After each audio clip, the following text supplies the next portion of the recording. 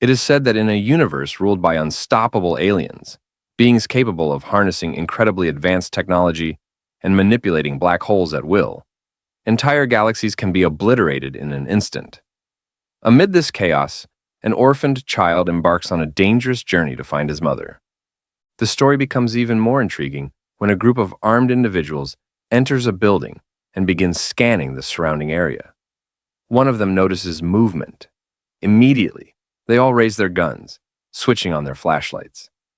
Their beams reveal a small child covered in countless scars. He tries desperately to run, but they quickly capture him with a net. Sometime later, the child opens his eyes to find himself lying on a bed. Bright sunlight floods the room, nearly blinding him. The place is a children's shelter. As he slowly attempts to sit up, everything feels unfamiliar. The smooth floor, the clean clothes, and the meals that arrive on schedule. The child spends most of his time on a hill, avoiding others. One day, a group of children finds him alone and tries to invite him to play. Instead, he crouches down like a wild animal, screaming loudly and scaring them away. Just then, a butterfly flutters near his head, and he becomes captivated, playing with it. A red-haired woman observes him through a window. She turns to a nearby girl and asks if the boy is unable to speak. The girl shakes her head, explaining that he simply hasn't learned how yet.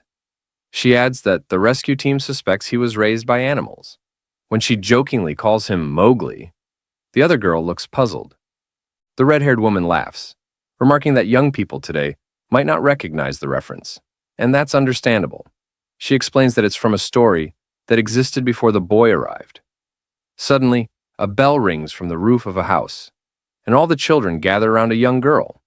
The boy, known as RMC, watches curiously as she begins distributing letters to the children. Suddenly, he hears a voice. A little red-haired girl explains to him that it's a letter sent by a sponsor, someone who sometimes sends gifts. She asks if he has a sponsor, but he doesn't respond. Undeterred, she grabs his hand and drags him along. Later, they bury him in the soil as they argue about whether adults are good or bad. Half are kind and half are not. While they eat together, the girl talks about how one child received a massive toy from a sponsor and wouldn't stop bragging about it. She mentions that Lily's sponsor even bought her clothes. As they study, she tells him that Joe actually spoke with his sponsor once, which she finds disgusting. After a moment, she declares that she doesn't need a sponsor because her mom promised to come back for her. That night, as they hide under a table, she confides in him. She says that after she sleeps for just 100 nights, her mom will return, and 100 nights will pass in the blink of an eye. Then, her voice softens. She hopes her mom comes soon. As he listens to her hopes and fears, he gazes at the night sky. The stars seem to blink rapidly as if time is slipping away.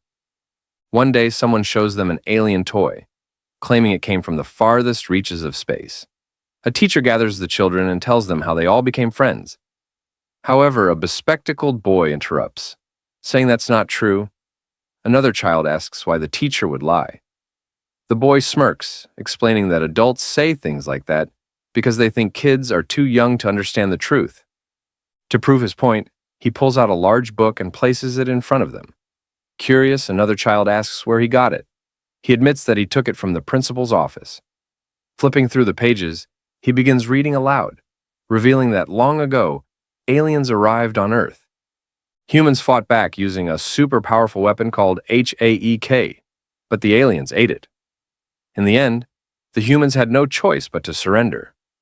One of the children frowned and asked why the aliens would eat a weapon. The kid with glasses shrugged and said simply, "They were just hungry." The bell in the tower rang once more, and all the kids gathered around a young girl who was distributing letters. She called out the name Mori, our protagonist, and handed him a letter that had just arrived for him. As he held the letter in his hands, he examined it closely. The young girl told him that he had a sponsor now and asked if he wasn't happy. Suddenly, the clang of a bucket hitting the ground caught his attention. Mori turned to look and noticed the little red-haired girl standing there, her eyes welling with tears. After that, she sat crying under a table. When Mori approached, she told him to go away, so he started pacing around the room. Suddenly, she heard a cracking sound and turned to see what it was. A broken cookie lay on the floor, and Mori stood nearby, looking nervous. She asked if these were the only things he treasured, then sadly picked up the cookie. Hiding her face, she admitted that, in reality, 100 nights had already passed, but her mom still thought she couldn't count to 100. Tears streamed down her face as she murmured that she was all alone now. Suddenly, Mori leaned against her back. Confused, she turned around but soon broke into a quiet smile. She pulled out the cookie and asked if she could really eat it, making Mori uneasy. Then, she waved the cookie in the air in front of the drooling Mori, and they both burst into laughter, playing under the table. That was when she realized he was illiterate. Taking the letter from him, she noticed that it only said, "Hello there." Confused, she turned it upside down, checking for more. Just then, Mori noticed something falling. It was a stunning, radiant blue crystallized flower. He was astonished to see such a thing. Later that night, he held the same flower in his hands, while the other children around him slept. Bringing it close to his nose, he inhaled its scent, mesmerized by its fragrance. Soon after, he drifted into a peaceful sleep. The tower bell rang once more, and a girl excitedly called out to Mori, showing him a new letter. Meanwhile, the red-haired woman handed him several gifts, commenting on how lucky Mori was. When his friends arrived, they were astonished to find Mori seated amidst a towering pile of presents. The red-haired girl started reading his letter, but it was written in basic words and still had untidy handwriting. Meanwhile, his other friends eagerly inspected his gifts. Among them was a talking doll and a set of colored crayons. They wondered who this person was and why they were being so generous. Perhaps they were incredibly wealthy? Or maybe they had some hidden motive. The vibrant crayons gleamed brightly, drawing Mori's attention even more. Just as he was about to eat one, they quickly stopped him. When the red-haired girl showed him how to use it, realization hit him like a lightning bolt. And just like that, time went by. The weather was warm, so the children decided to help with the laundry. They eagerly rolled up their pants and began washing the clothes with their tiny feet, some even turning it into a playful game. Perplexed, the red-haired girl wondered what was so fascinating about it. As Mori stepped on the clothes, little colorful bubbles formed, making him even more excited, until he suddenly slipped and tumbled into the bucket. Someone called out to the red-haired girl, just as she warned Mori not to step too hard. Before she could react, she heard her name being called. Turning around in confusion, she saw a woman rushing toward her, calling out, "Radina!" Overcome with joy, she dashed forward, accidentally toppling the bucket in the process. As she reached the woman, she threw her arms around her, crying out, "Mom!" As Radina embraced her mother in front of the other orphaned children, Mori stood there, completely stunned, watching the scene unfold before him. The next day, Radina's eyes were swollen from crying. She told Mori to take care and cautioned him not to eat too fast, or he'd end up with indigestion. Then, she handed him her shoes and a small bag, gently telling him not to walk around barefoot anymore. Suddenly, she began crying again, looking even more endearing, and quickly wrapped her arms around him. Through her tears, she told him he absolutely had to be happy. Mori smiled and held her just as tightly in return. After some time had passed, Radina stood with her mother, bidding farewell to the other orphaned kids. Among them, Mori silently watched everything unfold. Then, without a word, he returned to his usual spot on the hill. Even though the absence of a friend left a big hole in his heart, he didn't feel lonely, because the letters and gifts someone had sent were still by his side. The cloak was as soft and comforting as warm sunlight. The colorful crayons and talking doll brought him so much joy, and the kind letters carried the gentle scent of fragrant wildflowers. As Mori breathed in the delicate scent of the flowers and the letter, memories began to surface. He recalled the time when his friends eagerly speculated about the sender's identity. In that moment, the image of Radina's joyful face filled his mind. Then Mori pondered, could this person be his mother? Mori gathered his belongings and placed them in the bag his friend had given him. He glanced back one last time and bid farewell to the orphanage in the distance. As he took his first steps, he noticed a railway ahead. Following the tracks, he set off on an unknown path to find his mother. A herd of cows was resting nearby when one wandered over to a pile of dried grass. It licked Mori with its long tongue, waking him up. He wiped his hair with his tiny hands. He was on a train, staring out of the door, unaware that the train he had boarded without hesitation was already carrying him on a long journey to reunite with his mother. Mori stepped onto the ground, bidding farewell to the halted train. He gazed ahead for a while before venturing alone into the vast desert. There was nothing but endless sand and a few scattered rocks, trembling from a distant rumble. Puzzled, Mori turned around. In the far distance, a cloud of dust rose as figures approached. They were humanoid aliens speeding toward him on bikes, armed with guns. A wave of fear washed over him as he tried to flee, but they swiftly surrounded him from all sides. From a cliff above, a figure with red skin, white hair, and a black jacket watched as the aliens encircled Mori. The aliens questioned whether he was truly human, noting the way Mori had crouched like an animal. They debated whether this was really a human and why it was so small. One of them wondered if they could still sell it, which made Mori even more uneasy. Another alien suggested taking a small bite. As he moved closer to Mori, he remarked that it was so small nobody would even notice. One leg wouldn't make a difference. Meanwhile, someone was approaching from behind. Suddenly, another alien slammed the first one to the ground, demanding to know who had given him permission to touch it as he pleased. The alien quickly apologized, addressing him as boss. The boss glanced at Mori and scoffed, saying something this size wouldn't even reach the liver. But then he hesitated, as if realizing something. Suddenly, one of the aliens' heads burst into pieces. They all froze in fear, realizing it was a bullet. Someone was approaching from the distance. An alien with multiple eyes and two horns rode toward them on a sleek, intimidating-looking bike equipped with two machine guns. The boss called him Ryder and directed his goons not to panic, assuring them it was just one opponent. They opened fire on him, but Ryder accelerated his bike, effortlessly dodging every shot. The alien boss grew angrier and charged forward, preparing his right hand to strike. Ryder pushed his speed to the limit, and a massive explosion erupted. As the dust settled, there was nothing under the alien boss's hand, leaving him stunned. Ryder burst from the dust above the boss's head, his gun charging with green energy. He fired a powerful plasma beam, causing the ground to crack into pieces. Mori shielded his eyes from the dust.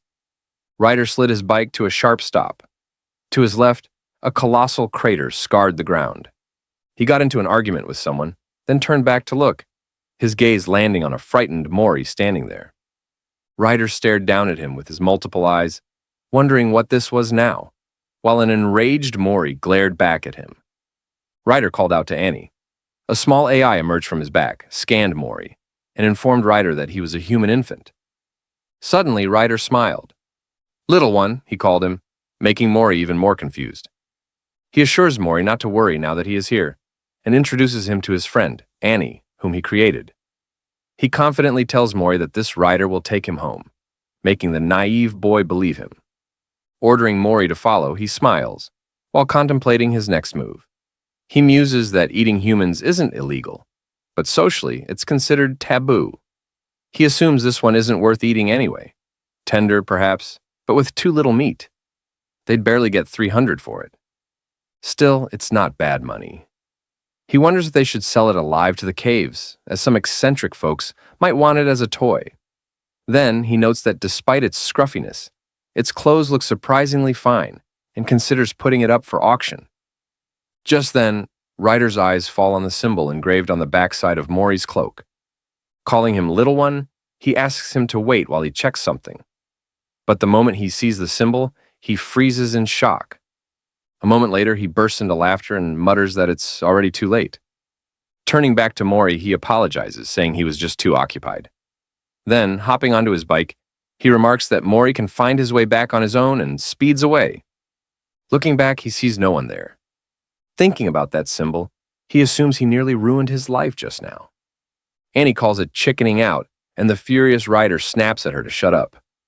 When he complains that it left his throat dry, Someone hands him a water bottle.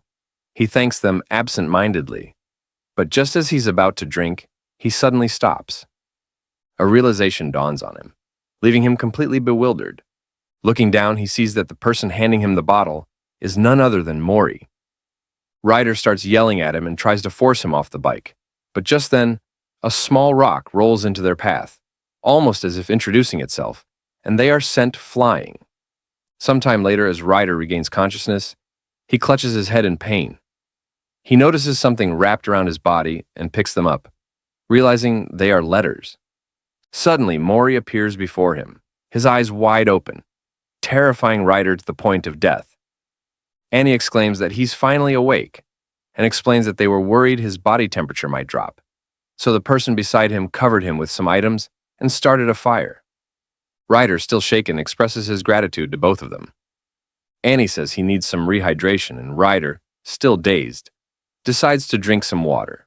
Mori hastily rushes off and returns with a water bottle, but a smiling rock gets in his way, causing him to spill the entire contents onto the rider's face. The rider ends up completely drenched. Realizing his blunder, Mori quickly searches through his small bag for something. Meanwhile, the rider watches him closely as he peacefully sorts through his belongings. That's when he notices the symbol, and suddenly, all his doubts become clear. It was Patch, one of the 7 fingers of the beginning and end of the universe. Only the owner of the patch, and those they personally permit, can bear this symbol. To carelessly threaten others with it is like hastening one's own death. The rider grows uneasy and instinctively checks his throat. However, he reasons that a human who seems somewhat deficient, yet has a symbol engraved on most of their belongings, along with costly paper worth a month's food budget and letters filled with affection. This can only mean one thing. If they safely deliver this child, they can surely claim a reward. Annie mentions that her battery is running low. The rider advises Mori to get some rest. As his bike starts to dematerialize, he surveys the desert, memorizing the path to the city. While walking, a lizard observes them, and the rider remarks that someone like him, a lifesaver, is rare to find in this world. Sometime later, the lizard finds its partner, while the rider boasts that he is the only one who truly knows the area. Meanwhile, the lizard's family mourns its passing, and yet, Mori and the rider are still wandering through the desert. The rider speaks to Mori, but soon notices that he's preoccupied with something in the distance. Frustrated, he calls out, demanding to know how Mori dares not pay attention while he's talking. But Mori is in the middle of eating a strange insect. The rider is struck speechless by shock and hurriedly tries to make Mori spit it out. When he finally succeeds, he exhales in relief. Just as he's about to scold Mori again, the boy looks away. The rider firmly grabs his face and turns it toward him. He explains, if the legs have a bluish tint like this, they might be poisonous. If the roots are swollen and round or turn blue when threatened, they are definitely poisonous. The rider asks if he understands, and Mori nods. Thinking there shouldn't be any more trouble now, the rider turns away, only to be startled by the sight of Mori removing a tube from his bike. His frustration boils over as he yells at Mori again, this time for touching a dangerous cactus-like plant. Later, Mori ends up stuck in a swamp. After washing him up, the rider scolds him once more. Eventually, he collapses onto the ground, completely drained, reflecting on his life choices. Lying there, he glances at Mori, who's drawing something. Slowly, the rider crawls toward him to see what he's working on. Mori mumbles something and holds up his drawing, but the rider doesn't understand what he's saying. However, he notices a box with Mori written on it and wonders if that's his name. He points at a drawn figure wearing a black jacket and asks what the black thing is. Mori points at his face. The rider is shocked. He tries to confirm again. Taking a closer look at the drawing, he stares at it for a long time. It was the first time anyone had drawn him. Annie teases him, saying he seems to be in a good mood. The flustered rider fiercely denies it. Glancing at the drawing, Annie assumes that the flat, round figure must be her, and remarks, while the observation skills are decent, the descriptive ability is lacking. I'd give it 50 points. The writer grins and suggests that Mori should draw him in a more impressive way. And just like that, the night passes. The next morning, as the sun rises, the rider stands on a cliff, checking their location. He estimates that once they cross the next hill, they will reach their destination. However, his irritation flares when he sees Mori suddenly run off without listening. He warns that if Mori doesn't hurry up, he'll leave him behind. However, he suddenly grows confused upon spotting Mori with an unfamiliar creature and wonders if it is a wild beast. Just then, the ground trembles, and another of its kind emerges to protect the smaller creature. It places a blazing palm on Mori's shoulder, intense flames radiating across its body, deepening Ryder's concern. Ryder immediately aims his gun at the creature, shouting at it. As he fires a shot, the larger one swiftly moves to shield the smaller one, while Ryder rushes toward Mori. When he finally reaches him, despair overtakes him at the sight of the flickering flames. Fear grips him. Mori will be reduced to ashes, leaving no trace behind. But at that moment, Mori's cloak billows, and before Ryder and Annie's stunned eyes, it extinguishes the flames one by one, like an enchanted veil. Beneath the cloak lies a black void, and as the fire disappears, Mori collapses. They stand there in shock, horrified by its power. Worried, Ryder kneels beside Mori, carefully checking him over, only to nearly stumble in shock. Angrily, he glances back, points his gun at the creature, and starts shouting. The creature moves to protect the smaller one and argues back, but Ryder can't understand him. Frustrated, he demands to know if the creature is just pretending to be the victim. The creature grows nervous when Ryder asks if his child is the only one here, and yells that Mori nearly became barbecue. As they argue, something silently approaches them. The ground begins to tremble again, and Annie urgently warns Ryder that something is coming from below. Suddenly, a massive earthworm-like alien emerges, towering over Ryder and Mori as it circles them. Ryder realizes it's an adult. His first thought is that he must send Mori back. Annie warns him that the creature is closing in.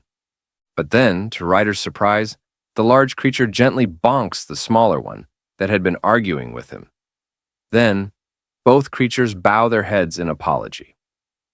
Ryder is utterly baffled by this. He shouts that he won't let them off so easily. Then, to his further confusion, the small creature moves closer to Mori and offers him a shiny stone, mesmerizing him. Mori eagerly rummages through his bag and pulls out a feather in exchange. The small creature's eyes light up, and overjoyed, they begin playfully circling around a bewildered Ryder. After that, the creatures depart on the back of the large one, and the small yellow creature happily looks back at Mori. Ryder, too, glances at Mori, who is tightly clutching his cloak. He tells Mori that he survived because of it. He explains that it's a magical item with excellent protection and likely has temperature-regulating abilities as well. Ryder tells him to be grateful to whoever gave it to him. Joyfully, Mori begins circling around him again. After nightfall, they both sleep on the ground near a fire. As Ryder stares at the flames, his thoughts drift back to the moment with Mori. He calls out to Annie and orders him to display data on humans. A digital screen flickers to life before his eyes, and Annie informs him that this is all the information they have. Ryder frowns. The child must have a mother. Annie looks confused. Ryder sighs and explains, unlike us who divide, humans reproduce. Long ago, when the masters of Earth briefly left for space and then returned, numerous new life forms had emerged in their absence. Among them was a creature driven by immense greed and violent aggression. Humans. They convinced themselves that everything from a single blade of grass beneath their feet to other humans belonged to them. Over time, their population gradually dwindled and eventually disappeared. Seeing how things turned out, Ryder assumes the powerful ones didn't care much about their offspring. He glances at Mori, who is peacefully asleep. Moving closer, he examines Mori's tiny hands. Mori unconsciously grasps his thumb while resting near Ryder and smiles adorably, captivating him with his charm. When Ryder playfully pokes Mori's cheek, Mori shifts away, making the moment even more delightful for him. Elsewhere, someone remarks that the forest surrounding the shelter is completely biodetected, adding that they couldn't have missed it and speculating that it's probably because of the cloak. An alien with 4 eyes responds that he will find it without fail. Meanwhile, Ryder continues playing with Mori, completely unaware of what's happening. The next day, Mori is still asleep when he slowly opens his eyes and finds himself in a vibrant meadow.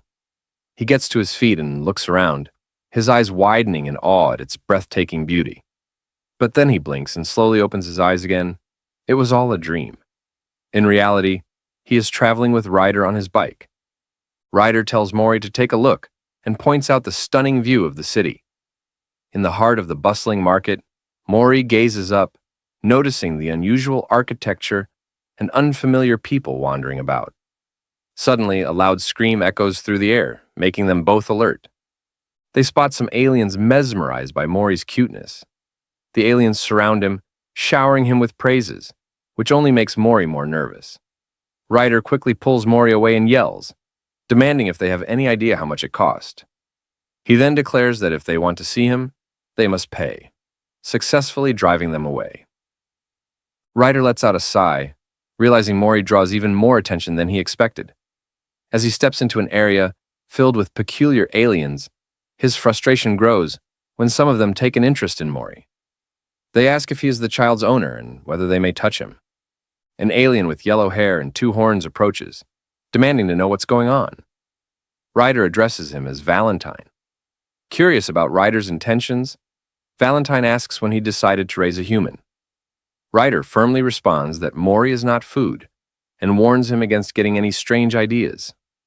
Amused, Valentine laughs and remarks that no one eats humans these days, calling it barbaric.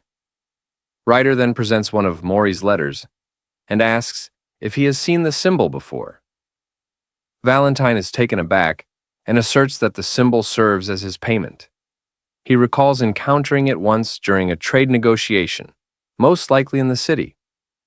A nervous Ryder asks if this is their home, and Valentine confirms it. He gestures toward Mori's black hair, noting that the man he bargained with had black hair as well. Ryder questions why they would come here, to which Valentine cryptically responds that there is a reason for it. Ryder then tries to purchase some parts for his bike, leading to a heated bargaining session where they shout back and forth. Meanwhile, Mori and Annie play together. In the end, Valentine offers a price of 42 and firmly states that he cannot go any lower. Ryder dumps all his belongings on the ground, and Annie suggests selling a battery with 70% charge remaining. However, Ryder insists that it would be a waste to do so. Annie suggests selling Mori's letters, but Ryder scoffs, asking if she expects him to starve to death. He then notices the yellow stone given to him by that creature and shows it to Valentine, asking how much it would sell for, making Mori anxious. Valentine recognizes it as a Thomas stone and suddenly smashes it into pieces on the table. Mori, furious, tries to attack him, but Ryder holds him back. Valentine tells them to take a closer look as the shattered stone begins to tremble. They both stare in shock as it restores itself. Valentine explains that because it absorbs light, it glows at night. Ryder asks if it is valuable, but Valentine replies that it has become so common lately that it's practically worthless. As Ryder drops the stone, Mori tries to catch it, but it rolls away. He follows it, weaving through a crowd of aliens. Just as he reaches for the stone, a strange black hand grabs it at the same time. Confused, Mori looks up and spots a sinister-looking alien with 4 hands. The alien eerily mutters, "Very cute," and moves toward Mori, prompting him to run. Suddenly, the alien grabs Mori by the collar and stuffs him into a strange space beneath his clothes. As Mori tumbles inside, the alien briefly checks on him before sealing the entrance and scanning his surroundings to avoid suspicion. Meanwhile, trapped in the darkness, Mori desperately bangs against the enclosure, making noise and calling for help. While Ryder's chatting with Valentine, he begins to worry and looks around for Mori. Suddenly, he notices something unusual, an alien trying to slip away quietly, as if avoiding attention. Just before leaving, the alien glances back at Ryder with a nervous look in its eyes, deepening Ryder's suspicion. Ryder chases after him and tries to stop him, but the alien slips into the main street, blending in with the crowd. Ryder keeps pursuing him while instructing Annie to scan the area.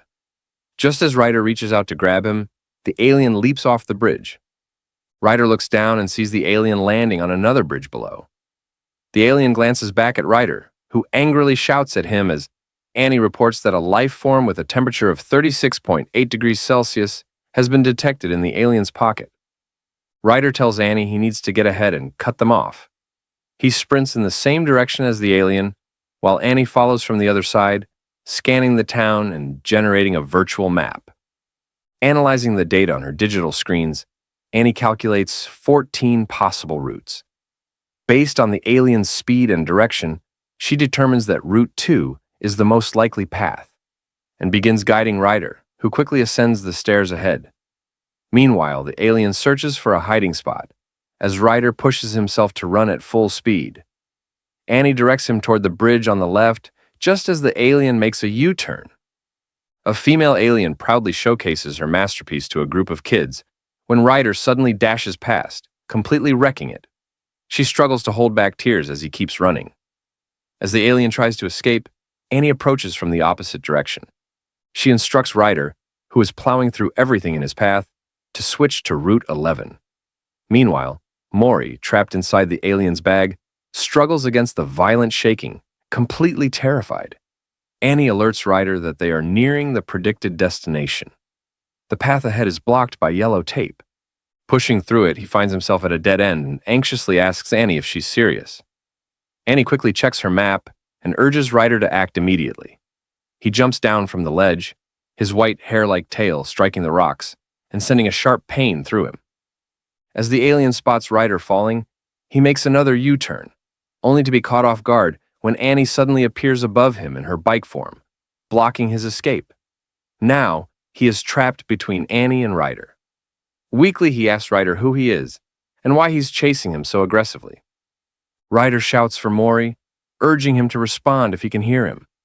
Faint noises emerge from the alien's clothes. Annie scans the sound and confirms with 98% certainty that it's Mori. Ryder, furious, demands that the alien return his human. The bewildered alien asks what he's talking about. Ryder warns him not to play dumb, insisting that he has a tiny human in his pocket. The alien denies knowing anything, but then brazenly lies, claiming he has been raising Mori all along. He demands to know why Ryder is trying to take something he raised himself. Annie informs Ryder that Mori's fear level is rising, making him even angrier. Pointing his gun at the alien, Ryder shouts for him to stop talking nonsense and hand Mori over immediately. The alien flatly refuses, saying Mori is too cute and that he has decided to raise him. Then, recognizing Ryder, he describes him as a gullible outlaw with a forbidden creation, adding that he's quite notorious. He questions how someone as dangerous as Ryder could raise a human, claiming that he himself could provide greater love and care. He insists that Ryder is only keeping Mori because he cares for him, then challenges him by asking how they are any different. Ryder fires back that if he's so certain, he should let Mori decide whom he wants to be with. The alien scoffs, saying it doesn't matter. Without hesitation, Ryder begins reloading his gun and dematerializes Annie. The alien warns that firing a weapon in town will put him on the wanted list. Ryder replies ominously that it doesn't matter, while Mori desperately cries for help. Mori is terrified because there seems to be no way out of this cramped, dim space. But as he sits down, he suddenly hears a voice speaking to him from the darkness. It's the doll his mother gave him, reminding him not to forget to use the bathroom before bed.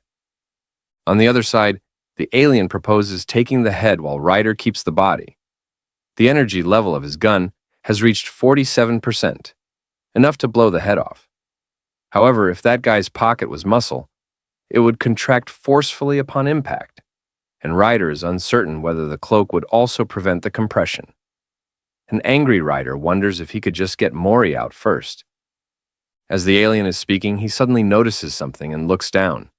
He sees human waste flowing from his body and is revolted by it. Letting out a loud scream, he watches in horror as Mori pees in his pocket. A grin spreads across Ryder's face as he notices Mori leaping out of the alien's pocket. The alien snarls, calling Mori filthy, his fury intensifying as he reaches out to seize him. However, a gunshot shatters his hand. He howls in agony and hurriedly scrambles to gather his scattered jewelry from the ground. Ryder points his gun at the alien's head and, in a menacing tone, firmly warns him to pay close attention. He makes it clear that if he dares to touch Mori with those filthy hands one more time, he will be forced to crawl like a snake. Ryder turns to check the source of the approaching voices, and when he looks back, the alien has vanished. Annie suspects the gunshot was likely too loud. Without wasting time, Ryder swiftly materializes his bike, adjusts Mori's pants, and races away. As Mori clings to him, Ryder exhales deeply before breaking into joyful laughter. He starts imitating the moment, mimicking how flustered the alien had been earlier. Annie remarks that it was a truly ingenious method. Ryder commends Mori, saying, "Well done." His little toy also praises him, saying it's proud of him, and Mori's mood shifts back to his usual cheerful self. He perches on Ryder's head, feeling majestic. Ryder asks Annie which direction they should take. Assessing the situation, she determines the fastest route, so they decide to head to the whale's cradle. Ryder angrily shouts at Mori not to climb any higher, and Annie urges both of them to stay still while he is driving. After some time, they begin climbing a mountain. When they reach the top, Mori is amazed by how beautiful the view is from there. They wander through forests and abandoned ruins, with Mori playing alongside Annie. At times, they camp outdoors, eating meat and avoiding dangerous creatures. One time, when Ryder switches on his torch, Mori suddenly beats him up. Annie records in her database that Mori fears bright spotlights. As they traveled, they left messages behind. Annie picked up a wooden board, and he and Mori drifted in the water while playing with Ryder. As they approached a dark cave, numerous glowing eyes stared at them from within. When the monsters emerged, Ryder grabbed Mori and bolted, while Annie took his left shoe. Sometime later, Mori sat with Annie, holding a crayon, and together they doodled on Ryder's sleeping face. After that, they rode a bike through breathtaking mountains and lush grasslands. Mori spotted a light in the distance and curiously gazed up at the sky. Giant whales soared above, leaving him even more astonished. Among them, he noticed a baby whale drifting down near the surface. Mori raised his hand, reaching out to touch it. Ryder, understanding his intent, lifted him into his arms. Enchanted, Mori gazed at the sky and raised his left hand again. As the baby whale floated above his head, it felt as if he were touching its fin, making the moment even more magical. They continued their journey like that. As Mori slept peacefully, he slowly opened his eyes and found himself cradled in a woman's gentle embrace as she comforted him with soft words. He closed his eyes and drifted back into sleep. When he woke again, he was wrapped in a jacket. Ryder looked down at him, noticing he was awake. Ryder blamed Annie for it, but Annie insisted she was just being cautious. She told him that if he was unsatisfied, he should drive himself. Ryder refused, saying autonomous driving was a luxury. Annie mocked him, asking if he was incapable of doing anything without her. Annoyed, Ryder reminded her that he was the one who created her. Ryder stopped his bike in front of a breathtaking, snow-covered mountain and remarked that this place hadn't changed. Annie suggested they move quietly from here.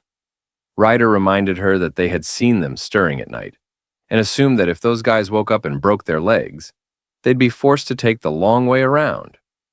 Ryder decided to show Mori something incredible. Annie questioned whether he was over-equipped and wondered if Mori could even walk.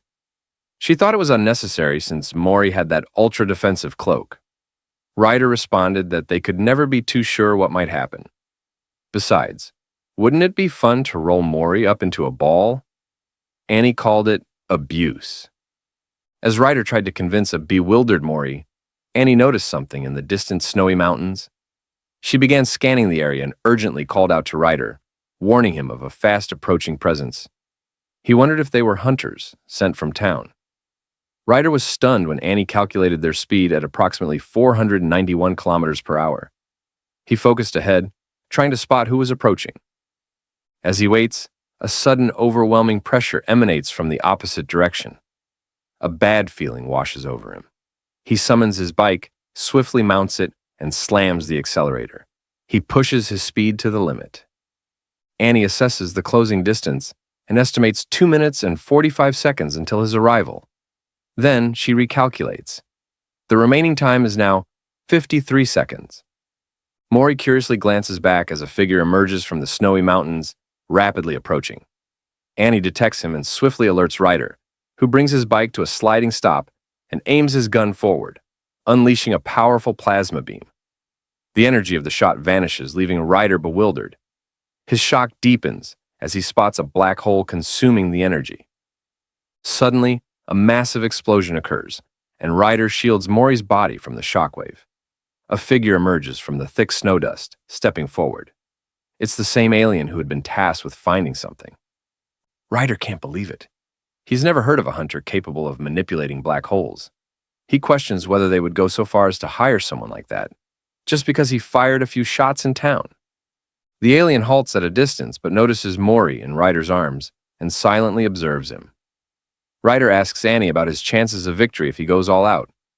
She responds, 16%. Stunned, he presses for an explanation, and Annie clarifies that there's a 7% margin of error accounting for natural disasters. Ryder trusts Annie's probabilities to be highly accurate and concludes that the opponent is undoubtedly powerful. Determined to avoid a direct confrontation, he strategizes his next move. After a brief moment of thought, he points his gun forward and shouts, "It's now or never!" before firing a plasma beam at a nearby mountain. Pushing his bike to its limits, he commands Annie to release the limiter. A warning flashes on the bike's display, indicating the activation of overclock mode. As he accelerates further, Annie cautions him to watch out for fractures due to the impact. He charges his gun and fires another plasma beam, striking a snowy mountain directly. An avalanche begins cascading down.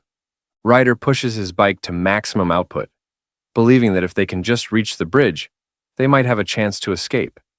He speeds ahead as the avalanche rapidly closes in behind them, but manages to escape safely. Pushing even faster, he shouts at Mori to hold on tight. Mori's face is smothered by the rushing air, and Ryder grows disoriented upon realizing the bridge ahead is completely gone. At that moment, the alien closes the distance between them. Ryder whips out his gun and begins shooting plasma beams at the alien, but it easily blocks them with its black hole and continues chasing him. Ryder can't comprehend why the guy shows no intention of attacking, but he thinks that if they can just reach the bridge, they might escape. But in that instant, the alien is suddenly right in front of his face. Stunned, Ryder's eyes widened as the alien grabbed him by the throat, tightening its grip around his neck. Desperately, Ryder struggled, thrashing his legs. He pulled out his gun and fired at the alien, but the black hole rendered it ineffective. The alien seized Ryder's hand with its white tentacle and tightened its grip around his throat. Gritting his teeth in anger, Ryder watched as the alien turned to look at Mori. It began reaching toward Mori, but upon seeing his unwilling expression, the alien hesitated, surprised. As it gradually loosened its grip on Ryder's neck, Ryder quickly regained focus. With a sudden burst of energy, he leaped high into the air, executing a backflip midair before plunging off the cliff. As they fell, he asked Mori if he was familiar with this place. The alien rushed toward them, but before it could reach them, a massive whale emerged, Ryder clinging to one of its fins. Retrieving his bike, Ryder noticed the alien did nothing but watch Mori closely. Mori looked down at it as the whales began to depart. Later, Ryder slowly woke up in front of Annie and Mori. He asked if he had passed out, and Annie explained that he had likely been short of breath due to the sudden change in altitude. Concerned, Ryder asked about Mori's condition, to which Annie reassured him that Mori was fine. She commended Ryder for his strategy of awakening the sleeping whales. As he scanned his surroundings, he realized they were now in the city. First, Ryder set Mori down, and they both watched as the whales drifted away. Ryder then decided to head for the entrance. Annie cautioned him, unsure whether the warrant had reached the city yet, and suggested he disguise himself. As his horns began to dissolve, they curved downward, and his hair cascaded over his face. Shrugging off his jacket, he called out to Mori. Mori turned back in bewilderment, leaving Ryder equally perplexed. Suddenly, Mori began squirming and frantically searching for Ryder. Lifting Mori, who was anxiously trying to break free, Ryder tried to reassure him that it was him. Annie assumed Mori didn't recognize Ryder due to his changed hairstyle. Frustrated, Ryder asked what he was supposed to do now. An idea struck Annie. She sat on Mori's head, wrapping him in his cloak, while Mori sat on Ryder's head, draped in his jacket. They started walking while arguing with each other, finding the situation uncomfortable. Suddenly, they stopped as someone greeted them before the entrance of the city. It was a bot, asking how it could assist them. Annie told it they were here to meet the patch. The bot asked them to show the insignia. Mori began searching for something. He took out his bag and accidentally slammed it into Ryder's face. Meanwhile, Annie showed the bot the letter. In response, the bot presented them with a magical list from the owner, displaying the names of all members who could use the patch's insignia. It then asked which one they were searching for. Ryder, now worried, realized he hadn't considered that the members might be scattered in different places. Annie hesitated, unsure of whom to choose. Mori glanced up at the magic circle before rummaging through his little bag. He pulled out a crystallized blue flower and showed it to the bot, which scanned it and identified only one person associated with it. The bot conjured a black door before them, but they failed to understand what it was and assumed it to be some kind of portal. They circled around it, hesitantly reaching out to touch it. The bot reassured them not to worry, explaining that no matter which direction they walked, they would reach their destination. Annie thanked it. Ryder was the first to cautiously extend his hand into the portal before stepping through. They walked for a while inside and eventually emerged onto a lush green grassland. Both were awestruck as they gazed at a magnificent mansion nestled amidst the greenery. Ryder asked what was up with that house, and Annie assumed it belonged to someone with a unique taste. Mori, however, imagined it resembling his previous orphanage, which brightened his mood. He eagerly approached it, with Ryder slowly following behind. As they stood before the front gate, Ryder reminded them that they had been warned. Someone could die if they entered the city without an invitation. Urging both of them to stay close, he searched for a button he was supposed to press. Mori suddenly heard a voice and moved closer to the front gate. Spotting someone near the window, he watched closely. When he saw a woman with long black hair, he became excited, but she quickly disappeared from sight. Without hesitation, Mori squeezed his tiny body through the gate bars and ran toward the house, ignoring Ryder's angry shouts behind him. Reaching the house, Mori began climbing through the window, while Ryder continued to warn him about the danger. Ryder nervously tries to press the doorbell, but there's nothing to open the door. Meanwhile, Mori lands inside the house and finds himself in a long hallway. He notices an open door making a noise and quickly moves forward, eager to see his mom. Stepping into the room, he spots someone from behind, only to realize it's a penguin-like alien. Confused, the alien asks who he is and how he got in. Mori grows even more nervous. While they are caught up in a discussion about how they weren't expecting any guests and whether they should investigate, Mori hesitantly tries to slip away. Suddenly, the scent of blue crystallized flowers catches his nose, and he starts looking around for it. The alien attempts to stop him, but he quickly dashes away. Noticing another open door at the other end of the corridor, he rushes toward it and reaches out to open it, only to bump into someone carrying the same fragrance of blue crystallized flowers. He quickly looks up and finds countless eyes staring down at him, eerie wings covering the person's face. Mori becomes speechless. He recalls the moment when Radina met her mom, then glances back at the alien. She extends her hand, and Mori remembers his dreams of meeting his own mother. As she reaches out to touch his head, he suddenly bursts into tears, his face adorably expressive. When Ryder arrives, calling out to him, Mori cries even louder, troubling both the alien and Ryder. After some time passes and things settle down, Mori sits quietly under the bed, facing a corner. Ryder urges him to come out, while Annie gently tries to lure him with the promise of snacks. The other aliens watch as they try to coax Mori out. Eventually, Ryder steps out of the room. The alien with wings on her head asks how it went. Ryder responds that it isn't working and assumes Mori just needs some time alone. She remarks that he seems really upset. Ryder admits it's the first time he's ever seen him cry like that. She then assumes she wasn't as skilled as she believed, which surprises him. She introduces herself as Miria, Mori's sponsor and the proprietor of Pei. As night falls, stars become visible through the window. Ryder sleeps peacefully, while Mori slowly emerges from under the bed, his eyes swollen from excessive crying. He looks at Annie, who is recharging, then at Ryder, who remains asleep. Climbing onto the bed, he firmly slaps Ryder's face. The drowsy Ryder groggily tells him not to do that. Mori shoots him a glare, then peers out through the door. He finds the corridor filled with moonlight and slowly begins to crawl ahead, while someone watches him from a corner. As he steps into the kitchen, he carefully tries to stand while looking ahead and notices some fruit on a shelf. He remembers Ryder suggesting he try those delicious fruits, but they are out of reach. Climbing a bit higher, he finally grabs one, filling him with joy. Just then he hears a slurping sound and turns around. He notices Miria watching him from the doorway. In reality, she had been lighting candles, lost in sad thoughts. She had heard sniffing sounds and turned around, spotting Mori in the corridor. From that moment, she began observing him. However, as soon as Mori noticed her, he became completely startled and started frantically bouncing around the kitchen. This paralyzed her with fear, and she quickly fled. After some time, Mori finally settled down and swiftly found a hiding spot, while Miria remained concealed behind the wall. Suddenly, her gaze landed on some fruit. She observed them for a moment before picking one up. Then, she peeked into the kitchen and spotted Mori crouched behind the table. Realizing he was trying to reach the fruit, an idea sparked in her mind. She gently placed a fruit on the floor, letting it slowly roll until it stopped in front of Mori, who reacted with alarm. After a while, he calmed down, but the fruit remained untouched. Then, a tiny hand emerged from under the table, which Miria quickly noticed as Mori began eating it. Another fruit rolled to a stop in front of Mori.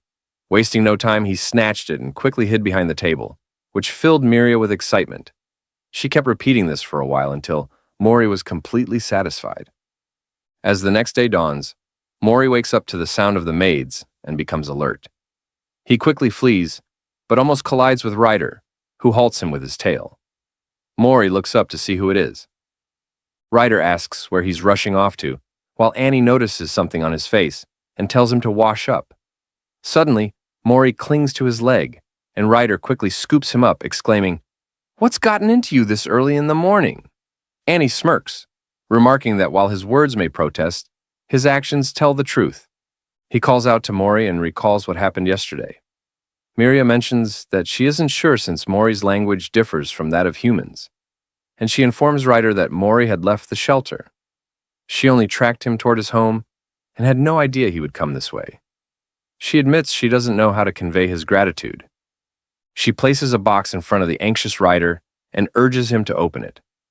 As he hesitantly starts, he is stunned by what he finds inside. A stunning, radiant crystal, which is actually a star fragment. Ryder estimates it must be worth around 60,000. He becomes overjoyed, realizing he is wealthy now. Letting out a nervous laugh, he then hears Miria express her gratitude for his hard work and her decision to send her assistant to escort him out. But when Ryder thinks of Mori, his smile completely fades. He begins reminiscing about every cherished moment spent with him, from his playful antics to his adorable sleeping expression. Suddenly, he mutters that he isn't ready yet, leaving Miria completely baffled. A nervous Ryder urges her to consider how much Mori cares about him. He can't just leave him behind. He explains that if he suddenly disappears, Mori will be devastated, and besides, he isn't exactly free to go either. He tries to assure her that he can stay by Mori's side until he adjusts. Miria asks if he can truly do that for them. While Ryder is deeply engaged in the conversation, someone approaches them. When he turns back, he's horrified to see a four-eyed alien standing behind him. Miria introduces him as her assistant, Yahello. She asks for forgiveness for her earlier rudeness, explaining that she initially mistook Ryder for a kidnapper, trying to exploit Mori. Ryder responds that it's fine. The scene shifts back to the present, where Annie asks, "Is that so?" Ryder covers Mori's ears and tells Annie to stay quiet, saying that Mori wouldn't understand difficult words anyway. She questions why he's covering Mori's ears if that's the case. He suggests that Mori explore the area with Annie while he discusses things with the others. Annie agrees that it's a good idea, and Mori leaves. Miria welcomes everyone and invites them to sit wherever they feel comfortable. Once most have gathered, she begins explaining the situation. They still hadn't been able to contact Shalom. Curious, Ryder interrupted to ask who Shalom was. The others laughed, teasing him, saying that everyone knew the judge. Their reaction annoyed Ryder, but before he could say anything, Miria continued.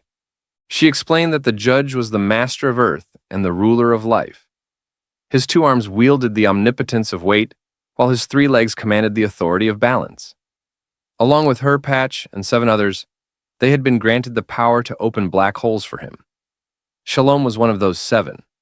Miria then added that the black hole Jiel had used was actually a fragment of her own power, something she had lent him. She went on to explain that Shalom's domain stretched from the mountain range to the river of Redan. Finally, she pointed out that the shelter where Mori had stayed was located in this very forest. It was all under Shalom's authority, so they had to communicate through him, even when Mori vanished. She assumed they couldn't reach Shalom from the shelter, and also hadn't received the usual newsletter about Mori for several weeks, which was why they had been delayed in searching for him. One of them reassured the group, saying it was probably nothing serious, as Shalom was an exceptionally busy person. These days, once he drifted into sleep, it was difficult to meet him. Miria decided to continue sending messages since they had no idea what was happening. She then instructed Ryder to stay with Mori and not to move until they contacted Shalom. He responded, "Understood." Beside him, the maid rose ominously and asked if they should begin the real meeting. Ryder wondered what that meant. She then took out some tiny tableware and displayed it, leaving Ryder completely baffled, especially by its size. Ryder asked, "What is this?" She answered, "It's Mori's personal tableware, which I crafted yesterday." Ryder exclaimed, "How am I supposed to eat with this?" She replied, "Mori is incredibly small, only as big as a finger." Ryder, still incredulous, questioned if Mori was some kind of ant, while the others tried to calm him down. Another maid approached Ryder, saying she had anticipated this and had made plenty of tableware. She then led them to a giant bed, explaining that Mori liked staying underneath it, where he could even split 40 times. The others eagerly showed Ryder the things they had made for Mori. Ryder silently chuckled, thinking they were really getting excited. Meanwhile, Mori was with Annie, who was showing him around the house. Occasionally, Mori would draw on the floor and glance out the window. Then, they played in the kitchen. Afterward, Mori pointed at various objects while Annie told him what they were. Suddenly, he pointed at something strange that Annie didn't recognize.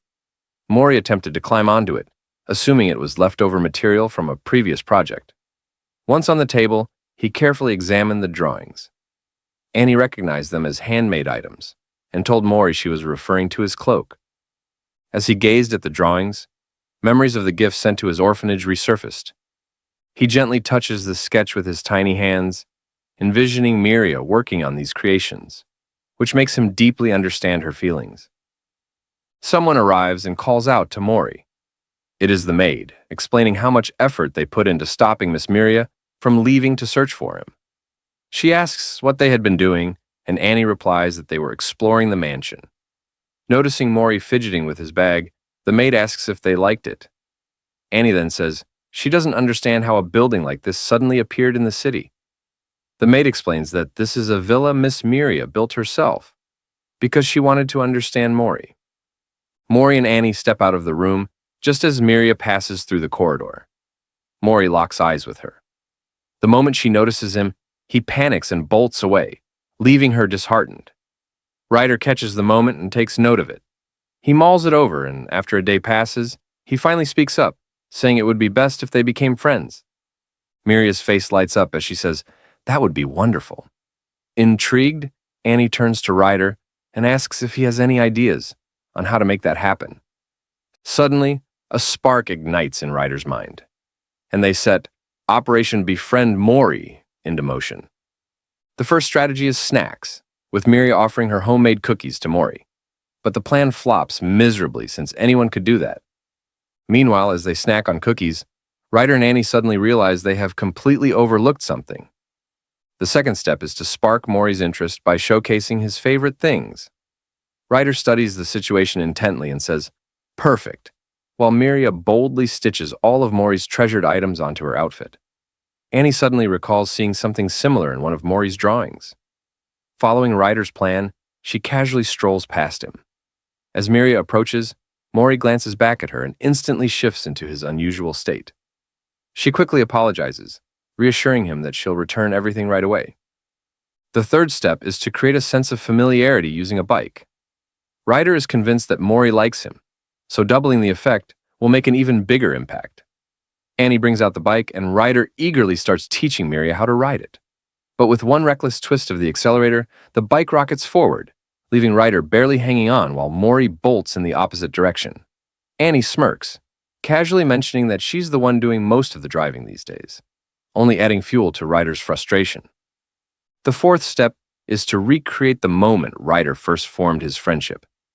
Handing Miria his clothes, he explains that the other guy has agreed to play the villain, so when danger strikes, she can swoop in and save the day.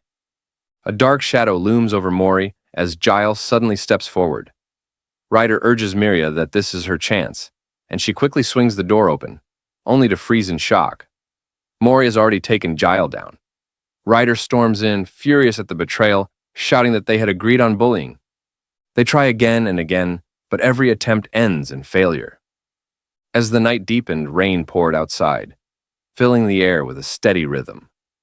Mori slept peacefully on the bed, lost in his dreams, until a haunting memory surfaced, pulling him into a nightmare.